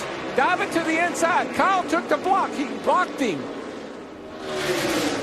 It's the Kyle and Kyle show off turn 4. How many times have we seen this? This is like 4 or 5 times these 2 guys have battled each other for the victory. Busch the veteran, Larson the rookie. Kyle Busch wins California. Woo! 2 years in a row for Kyle. Wow, so that little rookie guy, he is impressive. Wow. Good job, buddy. Great job. I wish I brought you a better car, but you're man enough to get it done. Dave Rogers to Kyle Busch. Nice job. Now, yesterday, Kyle Busch came to Victory Lane to congratulate Kyle Larson. It'll probably be other way around today. I think so. That is amazing. And the 18 team in prayer. Let's go back to the restart. Landon Castle on worn tires up high. Oh, it gets really interesting going into one down here. Watch these guys get, they're all trying to get in the same spot. Kyle goes down on the bottom, he gets blocked. Jeff Gordon all the way down to the bottom. And Jeff Gordon, I'm just looking at Jeff Gordon, he came home 13th. Now on the back straightaway, last lap, Kyle Larson makes his move. Right here is where he really had a great run going right here. He was able to slide up in front of Kurt Busch, and then he was able to jump over in front of Tony Stewart, and it was on from there. Last year, Dale Jr. came from 18th to 2nd in 11 laps. Today, Kyle Larson came from 9th to 2nd in 2 laps. We may be asked why Chip Ganassi put Kyle Larson at 21 years old in that 42 car. I don't think we need to ask that question no more. Samantha Busch celebrates her husband's victory in California. And that gamble that the 41 took, they came home 3rd. It was a great gamble. Well, and add to that, Tony Stewart, he gets his 2nd consecutive top 5 finish. When it comes down to a green, white checkered and that 18 car, Kyle Busch is anywhere near the front, adios. And he extends the string. 5 different winners in 2014 in the Sprint Cup Series. And Kyle said something yesterday that it impressed the heck out of me. After that race yesterday, that battle he had, the 3 of them. And he said, how do you feel? And he said, today the fans were the winners. The day the fans won. That's what this was all about.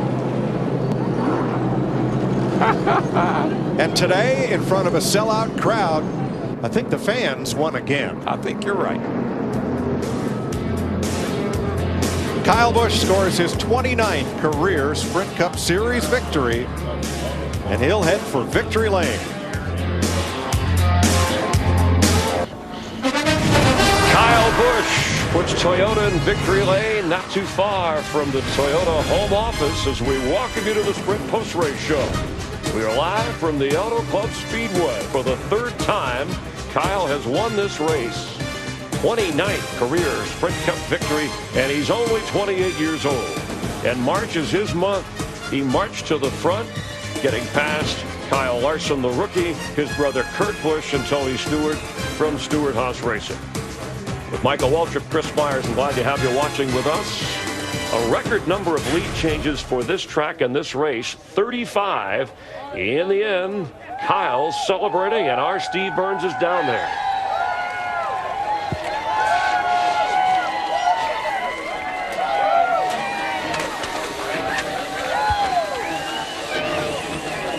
Chris, Kyle Busch jumps out of the car and celebrates with his wife, Samantha. Kyle, yesterday you said, oh, thank you. It feels good. Yesterday you said the fans won, but today you won. Tell us how you won this race. I think the fans won today too, man. Holy cow. What do you expect when you get a green, white checker finish and everybody's got to come down pit road and put 4 tires on? That right there is, that's a Days of Thunder thing right there, you know. It's, what do you mean? There's 2 laps to go. Everybody's going to pit, Cole. So, unbelievable day. I can't say enough about Interstate Batteries. Norm Miller, Scott Miller, everybody from Interstate. M&M's Peanut, Snickers, Double Mint, Toyota, of course. Awesome today to be here again in their hometown, and of course Sprint. Appreciate them being here and helping us with our sport. And Monster Energy, none greater than this to keep the party going all night long, and of course the fans. Hopefully they're celebrating with us too. Hey, can I borrow your towel for a second? No, that's mine. All right, let's go to Chris Devoda. Thanks. What a weekend for Kyle Larson. Now, I want to know, could you smell that victory? Here you are battling Kyle Busch again. Talk about those last couple of laps. Yeah, I thought, I wanted to start 8th, and the 40 stayed out. We were starting 9th. I thought we were, in trouble there, or at least not going to be able to get up to the front. And I don't know where everybody went, but I somehow ended up in 2nd there, and I was right on Kyle down the backstretch, and it went through my mind like, man, I might sweep the weekend here. But heck of a day for this Target Chevy. Shine and the guys made some good calls all day. We kept bouncing back and forth between being loose and tight, and then finally that last run we got good enough on the short run we could charge the front. So just hats off to everybody on this car, and man, what a weekend. 42 parts to C's, almost another win for Kyle Larson. Tony Stewart's running position today looked a lot like a heart monitor. You spun fell back to 43rd, fought your way back. Then you thought you might have had a spring issue like Vegas, and then what a run to the finish with your teammate. Walk us through that final restart. Yeah, I didn't know which lane he had been running in all day, and I didn't know what lane he wanted, as far as where he wanted to be when he got to turn one. But I'm really proud of Chad Johnson and everybody in this Rush Truck Centers, Bass Pro Mobile, and Chevy. They just, Chad did an awesome job all weekend, and our team did too. I mean, we had some bad pit stops at the beginning of it, and at the end when we needed it, the guys did a great job on pit road. And, we had some problems early in the day and then just kept battling back. And about the last 50 laps, we finally got the car pretty decent there. We just didn't have the track position to go with it. So, it was sketchy not knowing what was going to happen with 2 versus 4, but I was glad Chad made the right call again 2 weeks in a row. Some folks thought maybe you might have had an issue back and forth between yourself and Kurt Busch because of the blocking. He came over, you guys were high-fiving each other about a great day for the organization. I don't think there was any blocking with us. I mean, we just... I met with him. Well, that's what I'm saying. I never got underneath him like I did Joey last year. I mean, he just was trying to keep me to where I was pushing. I was trying to find an open lane. So, what he did was a little different. I was under Joey last year when he was running me down the racetrack. But, I was glad that we had 2 SHR cars there in contention at the end there. And, we hadn't been a top 5 car all day. So, I'm really proud of these guys. Back-to-back top 5 finishes for Tony Stewart. And Tony had won 2 of the previous 4 races here, Michael, but heartbreak for Jimmie Johnson. 5 times he's won here, 5 times he was second. He led 104 laps, most of any driver, but had a tire problem like 17 other drivers. Well, we saw him drive away from Jeff Gordon. That's something he wasn't able to do all day long in the long run. Jeff would close in quickly on him as the tires got older. This time, Jimmie was faster, evidently so fast that the tire couldn't hold up. Let's hear from the driver of the 48. He is with our Jeff Hammond. Jimmie Johnson, it looked like you had the car to beat, and all of a sudden, a flat tire. Yeah, we did an awesome job as a race team, and we did everything we could to win the race today. Unfortunately, something out of our control let us down. But, I had that feeling. I thought I was going to win here at my home track once again, and just a bummer it didn't work out. But spring is calling. This 48 is fast, and we'll come back next week to a very strong racetrack for this Lowe's Chevrolet and hopefully get the job done there. Thanks. Yep.